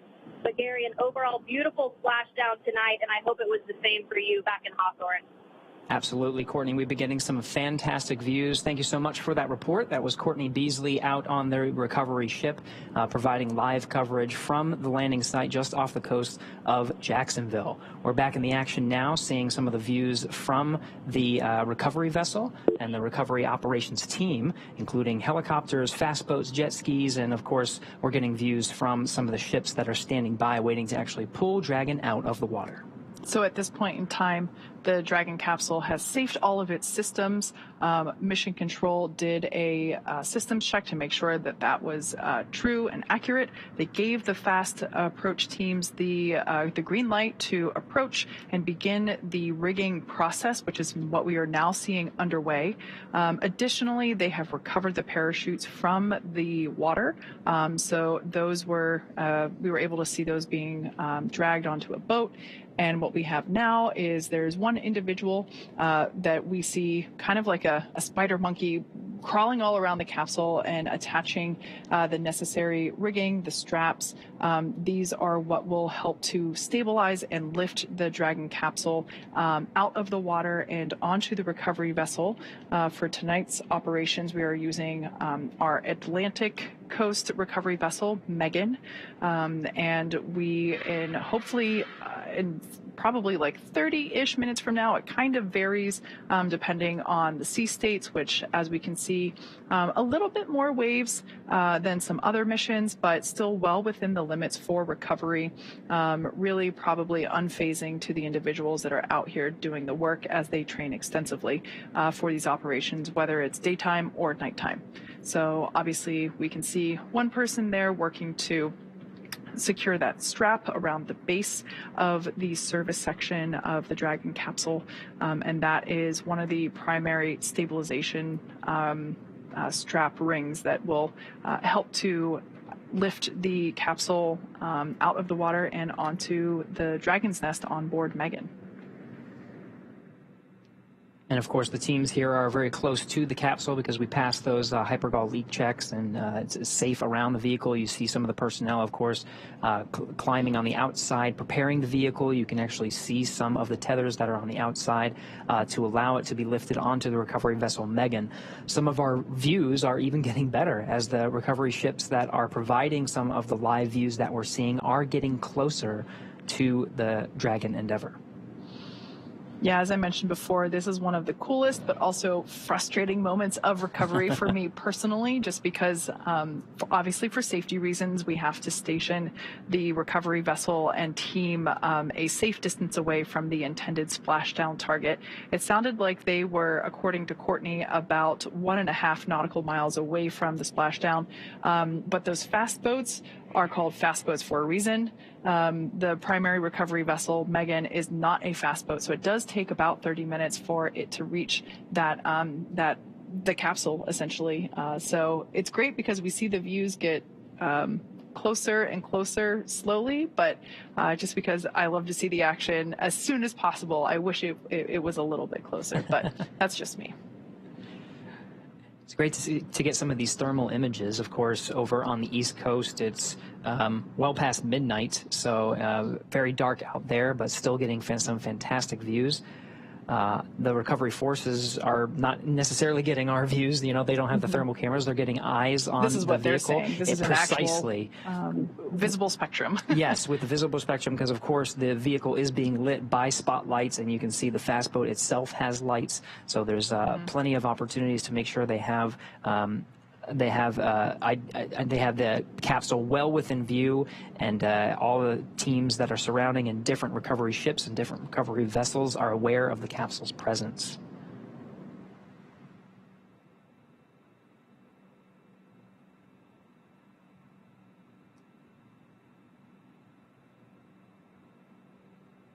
You can see some of the features of the Dragon capsule as the recovery forces outfit it with the rigging necessary to bring it onto recovery vessel Megan. Some of the circles you see in front of the individual that's on the Dragon capsule, that's where those parachutes were deployed from. Above that is the nose cone, which is, of course, closed prior to re-entry. It was open through the duration of most of the flight of Dragon to and from the International Space Station. It needed to remain open to perform that deorbit burn to, of course, successfully get home. But now it's closed, and you can see provided the protection necessary from the plasma buildup through the Dragon's re-entry. Some of the dark circles you see at the front of the vehicle, and by front I mean where that individual is on the capsule. The darker circles are some of the outlines of where those service section Dracos are, and the brighter white area is actually the base of the Super Draco engines, and these are inhibited once it gets into orbit, but are very much necessary through the launch phase. In the event of any abort that is necessary, it would be those Super Dracos that you're seeing, the bright white area, that would fire and provide enough thrust capability to escape a speeding Falcon 9 rocket.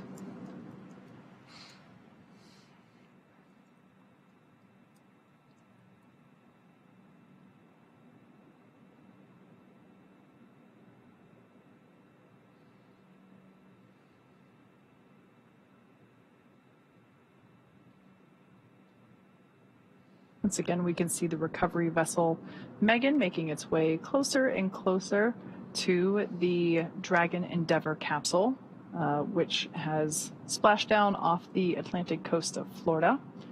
We can see the recovery team in the fast boats that have now approached the Dragon capsule. They are in the process of rigging it up with the necessary straps and equipment that will be utilized for right there. That is the actual, the Dragon's nest that we will be lifting the Dragon capsule onto.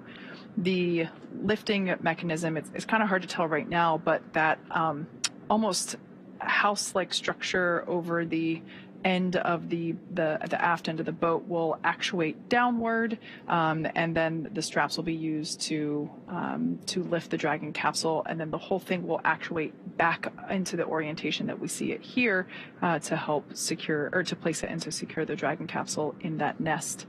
After the capsule is placed in the nest, they will then just roll or translate the nest forward to where the platform is that we will actually be able to see the recovery team open the side hatch and eventually have Crew-6 egress or exit from the capsule.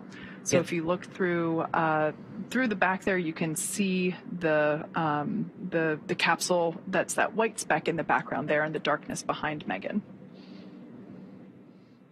Yeah, you can actually see the distance now. It's becoming much more clear. The space recovery vessel was designed very much with a Dragon in mind.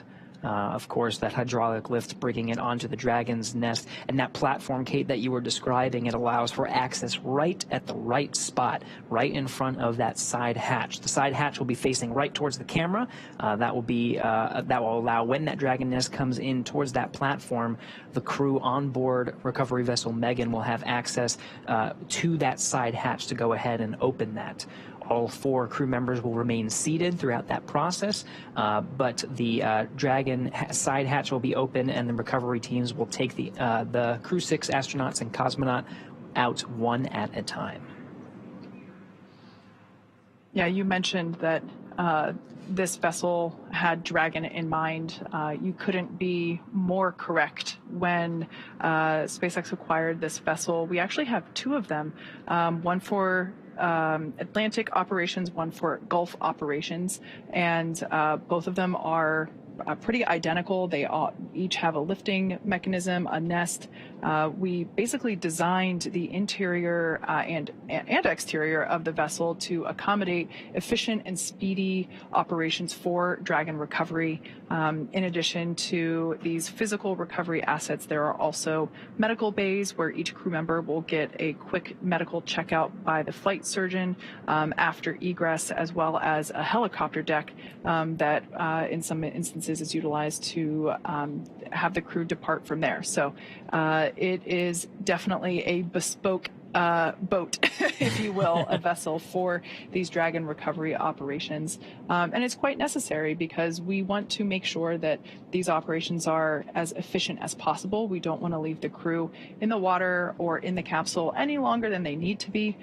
So we really try to make sure that this is as efficient as possible. And certainly this vessel, both vessels, because like I said, they're pretty much mirror images for both Gulf and Atlantic coast operations. We make sure that they are as smooth as possible. And we're just about 23 minutes from the time of splashdown. Again, that splashdown time 12:17 a.m. Eastern Time, 9:17 p.m. Pacific. So we're already closing in on the vehicle. The recovery teams at this point, just to do a quick recap, have done initial checks of the spacecraft to make sure there was no hypergol leaks, any hazardous gases or materials, just to do a quick sniff check and make sure that the spacecraft was safe to approach. Once that was cleared, we saw some individuals on the Dragon capsule outfitting it with the rigging necessary for those straps you see on recovery vessel Megan. That hydraulic lift will bend forward and be attached to the Dragon capsule and be lifted off right onto that beautiful, perfectly Dragon-designed little disc you see on the Dragon nest. That's where Dragon will rest very comfortably to allow access to the crew. So that has happened over the past 24 minutes or so.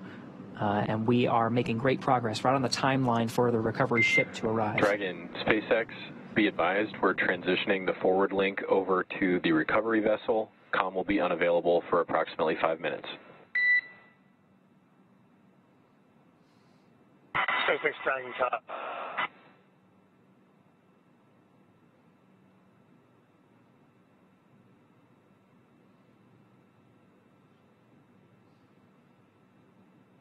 Once again, Megan is making its way to the capsule, which we can see getting larger there in the background of this image, or excuse me, of this shot that we have on board Megan.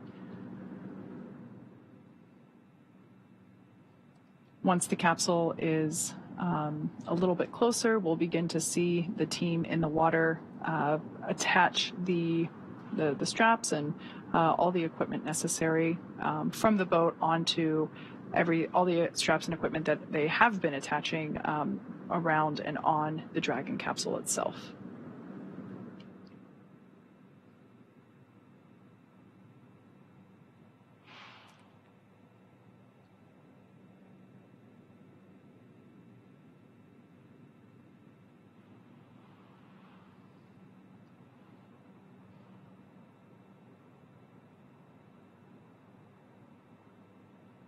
We can see the recovery team member who is the individual that basically crawls around on top of the capsule itself, still on there.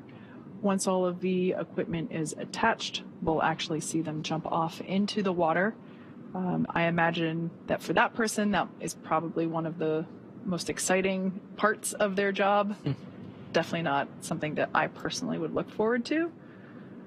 Something else that we also sometimes see with these night recoveries is due to the lights near the water, bugs will be attracted occasionally, as well as smaller fish. And so we might actually see some dolphins as we have in the past. Sometimes they come out because the hunting is maybe a little easier with them attracted to the water surface.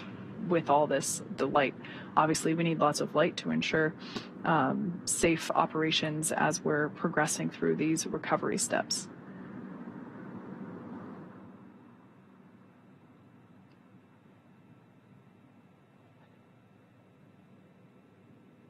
So you can see one of the rigging equipment was thrown to the fast boat, now attached to Dragon.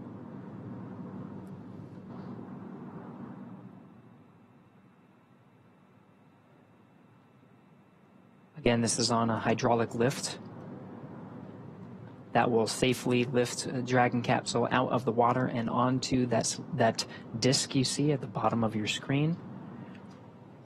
The recovery forces here have trained time and time again for this operation, have a good sense of what to do in this particular scenario. This is one of the better case scenarios for Dragon. We talked about it landing in a stable 1 configuration. That would be lifting the capsule off when it's upright. There are different configurations that the crews are trained to accommodate.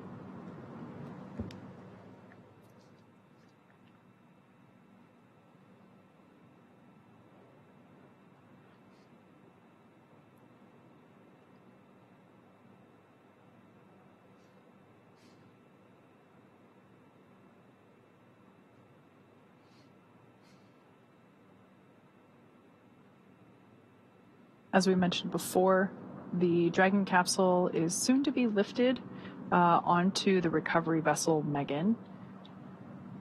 It will then, once it's in the Dragon's nest there that we can see on screen, it'll be pulled forward to the recovery platform, which is currently off screen, but we'll get a view of that later on whenever Dragon is in place. The crew will egress. They will... Dragon, SpaceX, forward link transition complete. Com check. SpaceX Dragon, have you line clear? Glad to hear from you. An update. The recovery vessel is backing up to the ship now, maybe 50 meters away, and I'm looking for your go to come on board with internal cameras. SpaceX Dragon, come on board. Copy.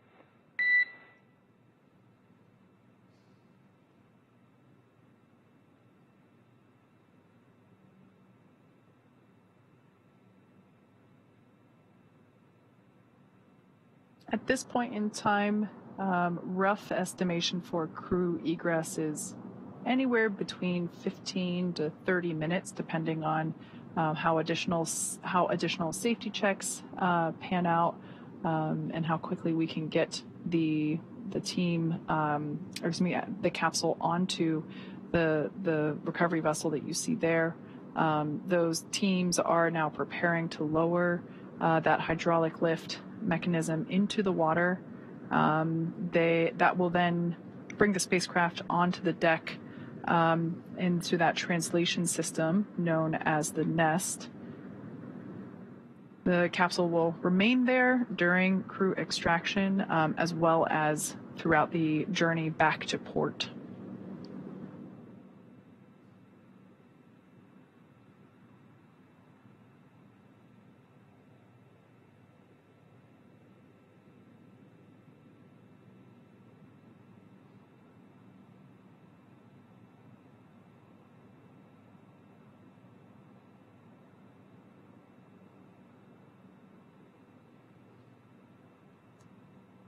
So one of the lines of the hydraulic lift has now been thrown to the rigger. The hydraulic lift is now moving into position, moving forward. This is the position that allows the initial lift of the Dragon capsule out of the Atlantic Ocean and then onto the Dragon nest. Dragon, SpaceX rigging complete. Approximately 5 minutes until capsule lift. SpaceX Dragon top, we'll be waiting.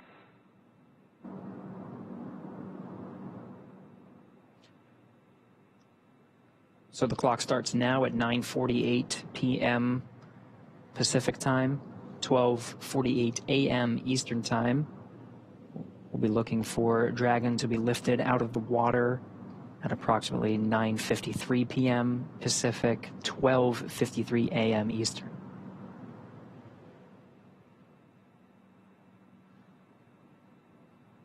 right before the Dragon capsule is lifted out of the water, we'll see that recovery team member who is currently still standing there.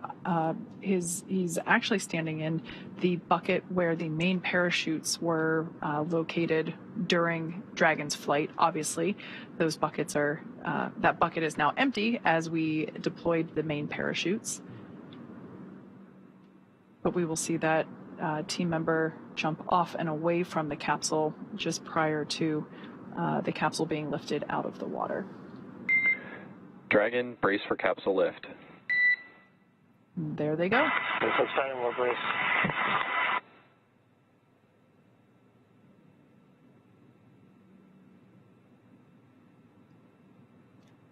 We mentioned a couple of times the recovery team's familiarity with these operations and able to move a little bit quicker. They prepped the crew for about 5 minutes of capsule lift. That happened in just a couple of minutes. And it looks like we are starting to see the capsule be lifted out of the water. We can now start to see the heat shield. Dragon now in the air, the hydraulic lift being activated and will be utilized to center Dragon on the nest there at the aft end of the vessel. I love this view because you can see the state of the heat shield. It did such incredible work during atmospheric reentry.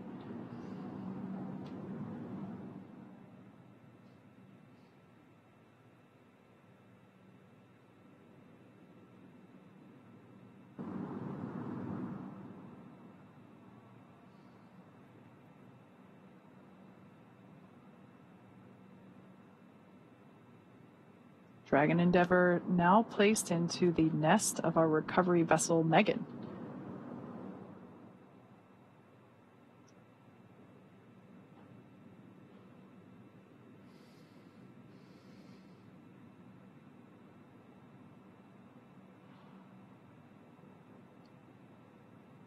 Here's our first view inside the Dragon capsule after they made their splashdown. I was just doing some quick math. We had splashdown at 9:17 p.m. Pacific. It's now 9:51, so just 34 minutes. That's like a pretty efficient recovery operation indeed.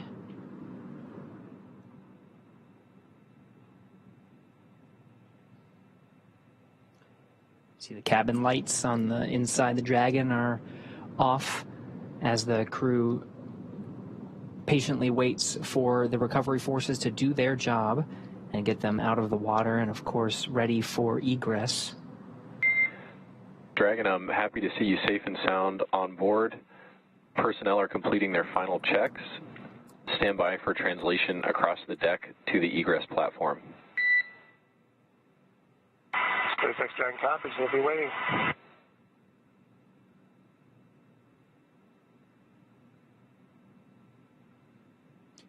And that translation that was mentioned is a physical movement of the Dragon nest, the view you're seeing now. The capsule itself will be moved further inwards into the recovery vessel, where there is a platform waiting. And you can sort of see in the middle of your view of Dragon, there is that nice square feature. That is the side hatch. When the Dragon nest moves into the recovery vessel towards that platform, it allows the recovery teams that are on that platform to perform the operations of opening the hatch. The teams you've seen so far have been responsible for the rigging and the operation of the hydraulic lift to bring the Dragon capsule onto the Dragon nest. Now they'll hand it over to the teams that will get the Crew-6 astronaut and cosmonaut safely out of the capsule. Yeah, it's important to note that all 4 crew members will be getting assistance from the recovery teams while they exit the capsule. You know, it's the same process for any returning crew from a long duration mission.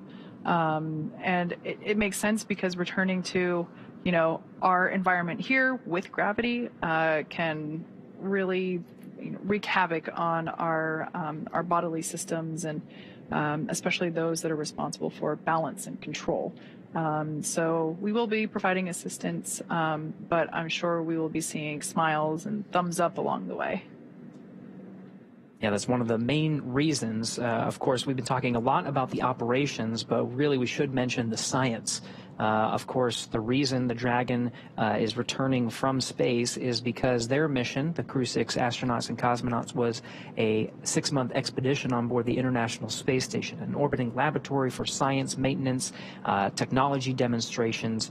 It's the lab that allows gravity to be taken out of the equation, and you can find some new and interesting things about many different parts of science: physical science, biological sciences, and of course human sciences. You can learn a lot about the human body, and that's very necessary for learning how humans adapt to space and, of course, returning from space to a one-gravity environment. Very necessary for understanding how to send humans further into the solar system, to the moon and to Mars.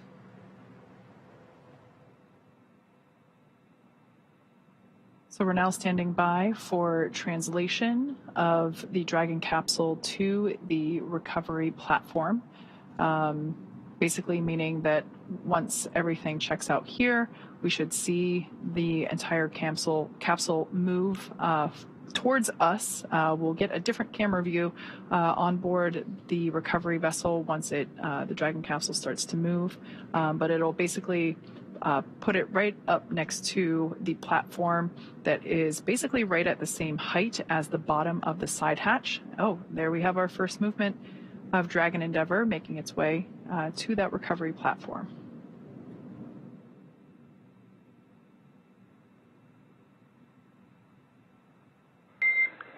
Dragon, I'm noticing the cabin lights are off. I'm wondering if you had them off specifically for reentry. SpaceX Dragon, we did, and you turn them on us. We were enjoying the nice calm lighting. When you turn the back off again. Good. We're enjoying the lighting. We have to see what's going on outside this way. No worries on the lighting. Fine with the lights off. I imagine your reentry was pretty amazing. Side hatch opening should be any minute now, and I think that's about it for me working with y'all tonight. It's great to see you back. Steve, Woody, Sultan, Andrey, happy to have you back home safe. And we're happy to be back, and we look forward to catching up with you again real soon. Take care.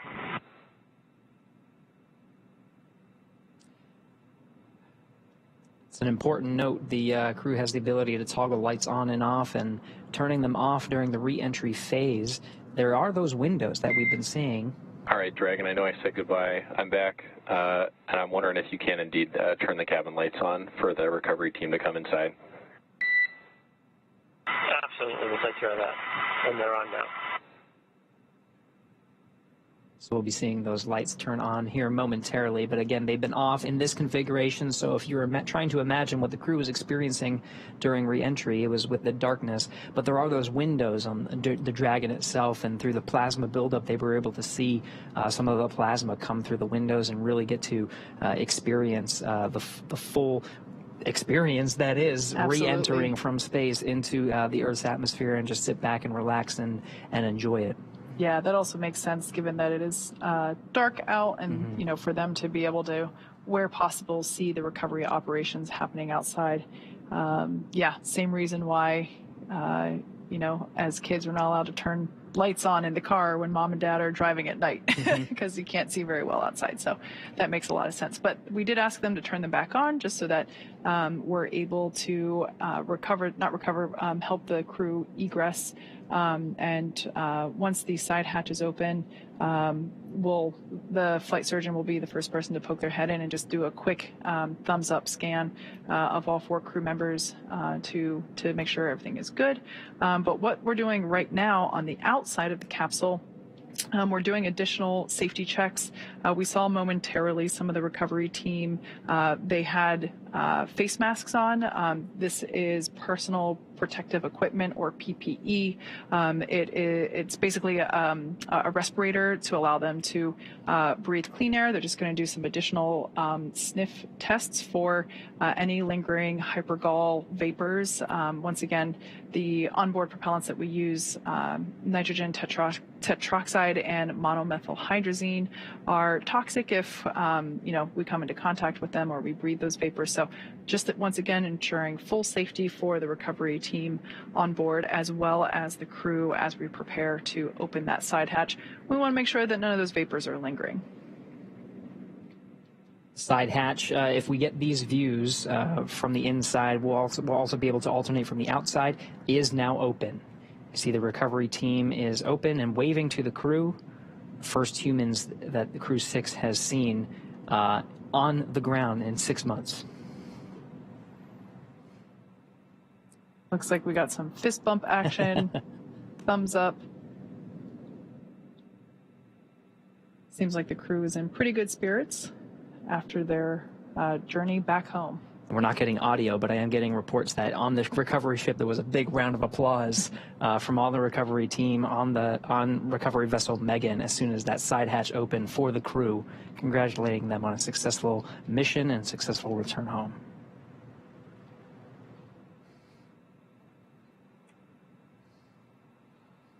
So once again, this is the first time that the side hatch has been opened since the day that the crew lifted off from pad 39A. This side hatch is not utilized while they are on station. We use the forward hatch, or the hatch located at the top of the Dragon capsule, for ingress and egress to the space station. So this is the first time that the side hatch is open, and like you said, Gary, their first breath of fresh air since their departure. So we'll also see the SpaceX recovery team, perhaps they already installed it, but I think they did. It's a protective casing around the side hatch. As we mentioned before, we do reuse these capsules. This is actually the 4th flight for this particular capsule, so to help make sure that we protect the hardware as well as the spacesuits themselves, we want to make sure that that side hatch has a little bit of protection. So there's a small piece that they put around the edge to help protect it. Looks like we're getting some initial photos of the crew's return while continuing to secure that side hatch. Make sure it stays in the upright position while the crew is making their way out. Again, we will be providing assistance to all 4 crew members as they egress, as returning to our 1G environment, our 1 gravity environment here on Earth can be difficult after spending so many months in space. Once again, this crew lifted off in very early March, so they've certainly been enjoying microgravity for a while. It's important to note all the team members it takes to perform a successful recovery operations. We have specialized personnel out to drive the fast boats and secure rigging equipment, operate the hydraulic lift to bring Dragon onto the Dragon's nest and move it into position. Now we have specialists that are dedicated to understanding the Dragon's systems, successfully opening up the side hatch and knowing the insides of the Dragon vehicle to basically unbuckle the 4 crew members from the vehicle and start bringing them out one at a time. We of course have medical personnel on board, with medical facilities on board as well, to provide standard checks and test the health of the crew, make sure they're feeling good. And then of course, Kate, you mentioned there is a helipad on the recovery vessel itself and a helicopter stage. So after the initial medical checks, the crew will be able to get a very quick ride home to the Florida coast, where they'll hop on a plane and make their way back over to Houston for further testing and of course to see their families, who will be eagerly awaiting their arrival.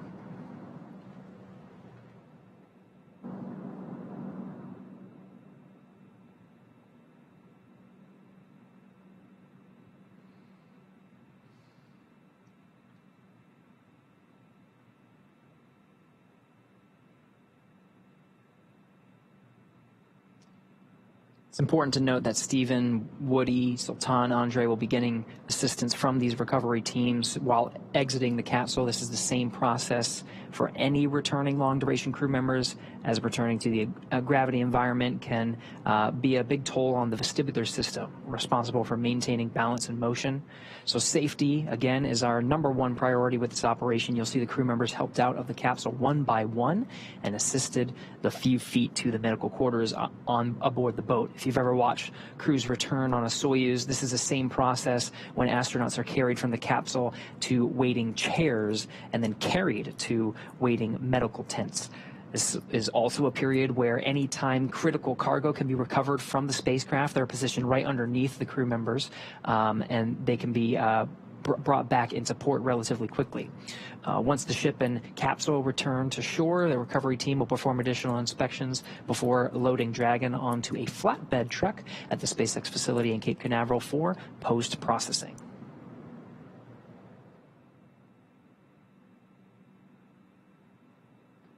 As part of the effort to make sure that there's a bit more room for crew egress within the capsule, we are currently detaching and removing the footrests that we saw attached to each of the 4 seats inside Dragon.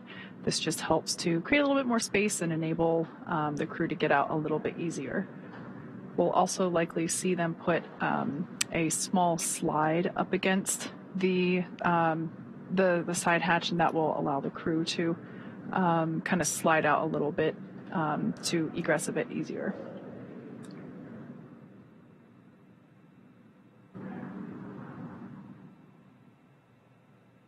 Yep, there's that slide.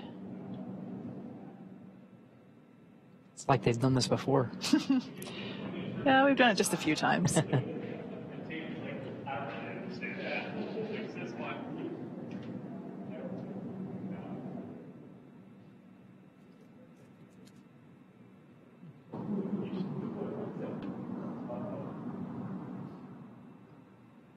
We're now standing by for egress of the Crew-6 team. Very happy to see Steve, Woody, Andrey, and Sultan back on planet Earth. I'm sure they are also excited to come out, and as you mentioned, it's after the medical checks, they'll hop in the helicopter and go home, a quick ride. So I bet they're all getting really excited for the opportunity to see their families really soon. And of course, the change of gravity from microgravity to 1G can be taxing on the body. So throughout that whole process, through the medical checks, through the helicopter ride, the plane ride, the crew will have facilities and will have the ability to rest through much of that journey. As, of course, this has been a taxing journey for them, and they'll have well-deserved rest along their journey back home to Houston.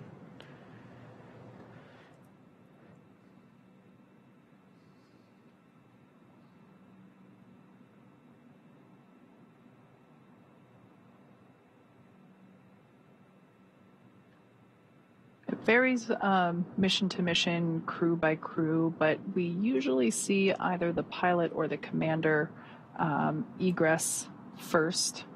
So with this view here, Commander Steve Bowen is in that left seat and pilot Woody Hoburg is in the seat on the right. To Woody's right is Andrey Fedyaev, and to Steve's left is Sultan Alneyadi. So usually it makes it easier if the center seats are vacated prior to the 2 mission specialist seats, but it really varies crew to crew.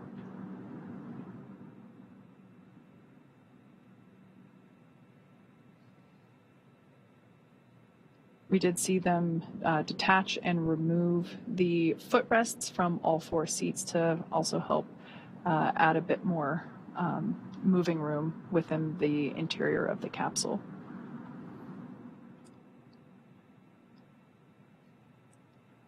There's a series of checks, so it's not as easy as just unbuckling and getting out of your seat. The seats, of course, and suits are designed with human spaceflight in mind. So the seats are connected. The suits are connected to the seats via umbilical that can provide communications as well as air, nitrox purge that the crew is able to breathe. It's a little bit more oxygen than your standard breathing air.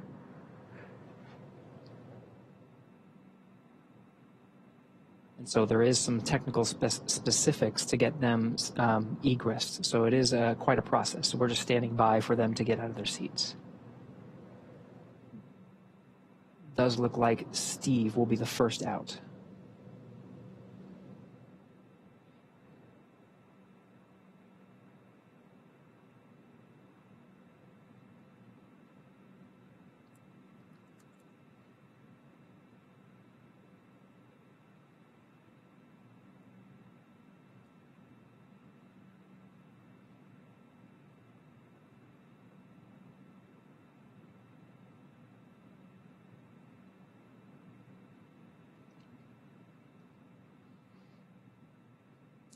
NASA astronaut Steve Bowen, the first to exit the Dragon spacecraft. I think I see a big smile on his face. Helped up by the recovery teams.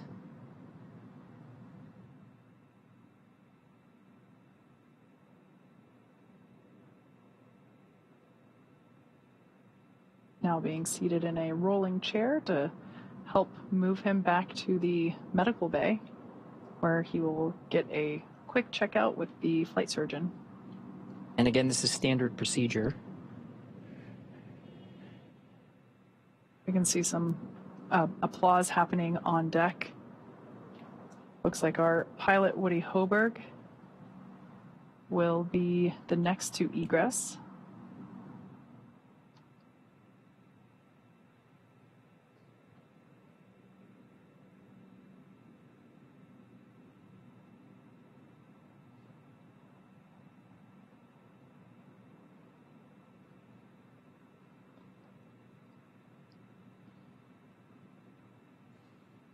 For those of you that have just joined us, we are now standing by for egress of the remaining 3 Crew-6 members.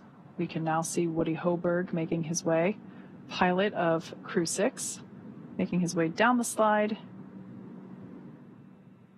Looks like some excitement, possibly some more applause happening off camera. Remaining inside are mission specialists Sultan Alneyadi and Andrey Fedyaev. Commander Steve Bowen has already egressed. Some more applause there on the deck of the recovery vessel. Dragon splashed down just under an hour ago at 9:17 p.m. Pacific, 12:17 a.m. Eastern. So just under an hour ago, they made contact with the ocean surface, and here we see them now egressing and beginning the last steps before being able to make their way home. That's right. The 2 NASA astronauts have exited the Dragon spacecraft and are now in the medical facilities as part of the standard procedures and checks necessary before they board the helicopters and take the flight back to shore. Of course, there are the 2 mission specialists left in the capsule. If they follow standard procedure, it should be Andrey Fedyaev that we see egress the capsule next.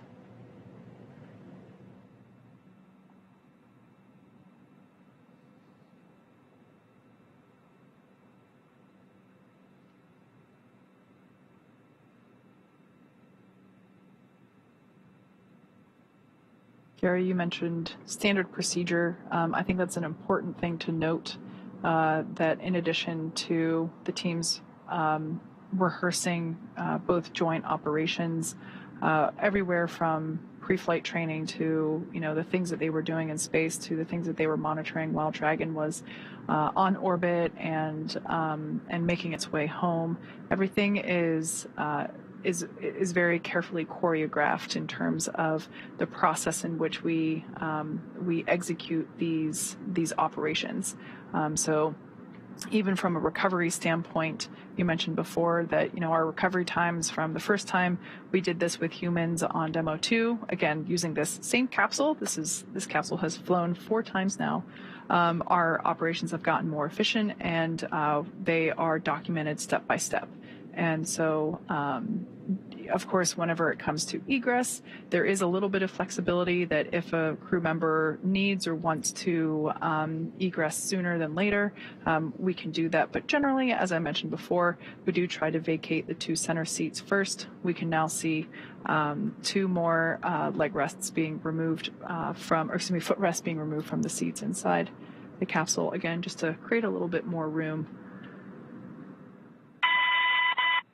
Yeah, you mentioned the efficiencies, Kate. We're inside of an hour now, and this is from the moment of splashdown at 12:17 p.m. Eastern. It's now 1:14, or 12:17 a.m. Eastern, rather. So it's now 1:14 a.m. Eastern, and we're seeing the 3rd crew member egress. So we're just an hour, really, after splashing down that the crew is able to set foot on the recovery vessel.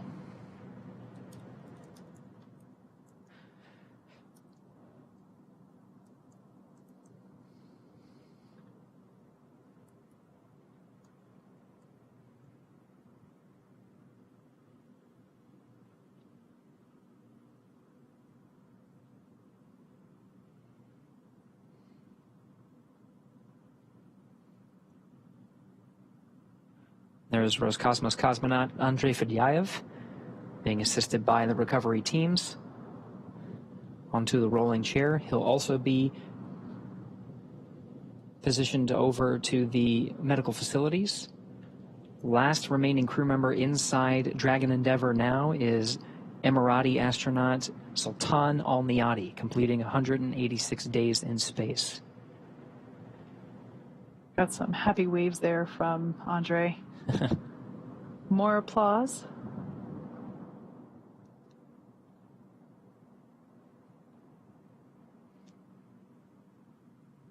And the last footrest being detached from Sultan Alneyadi's chair.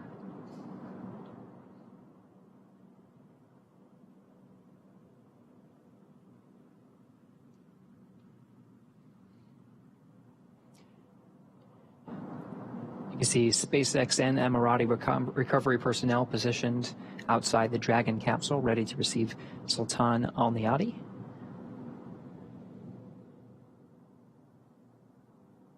Again, he is the last remaining crew member inside Dragon Endeavour.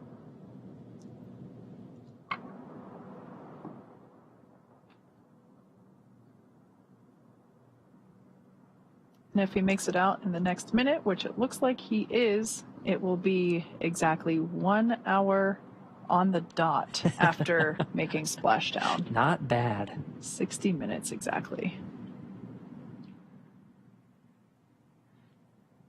So once again, nominal operations are to assist all crew members to the medical bay. The return to gravity can be pretty jarring on the human body.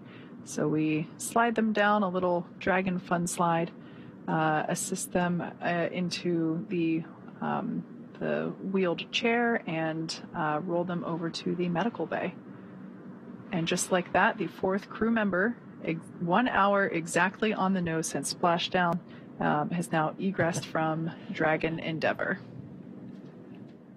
Looks like smiles and waves and applause all around. All right. All 4 crew members have egressed Dragon successfully. So now that Steve, Woody, Sultan, and Andrey are safely back home on Earth and getting checked out by the NASA medical teams and, of course, the international teams, we're going to wrap up our live coverage of their return. This all kicked off on March 2nd, 2023 from historic Launch Pad 39A at the Kennedy Space Center in Florida. After a successful liftoff and separation from Falcon 9, Steve, Woody, Sultan, and Andrey made a 25-hour flight on board Dragon to the International Space Station. Since arriving at the station, they spent nearly 6 months as members of Expedition 68 and 69, executing science experiments, spacewalks, and repairs while aboard the orbiting laboratory. Actually, more than 6 months. That's right. And their journey home began about 18 hours ago on September 3rd when they closed the hatch to Dragon and undocked from the space station at 4:05 p.m. Pacific time. Then, after 5 successful departure burns and a phasing burn to line up their orbit, Steve, Woody, Sultan, and Andrey rested for a few hours before waking up to prepare for re-entry this morning.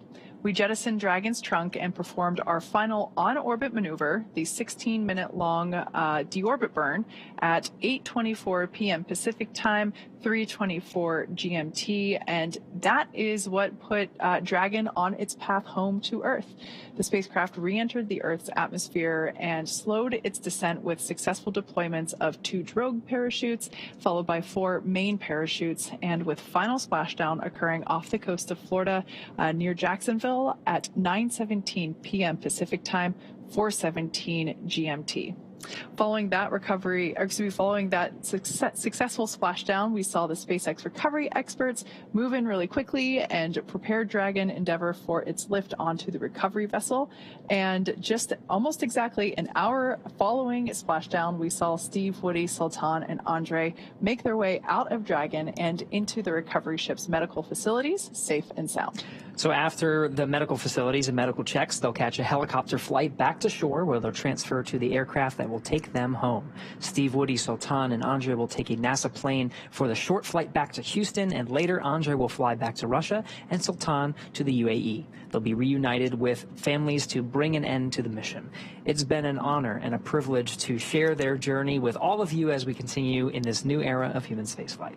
Return today marks the end of the direct handover that we just executed after successfully launching the Crew-7 mission to the space station just a little over a week ago.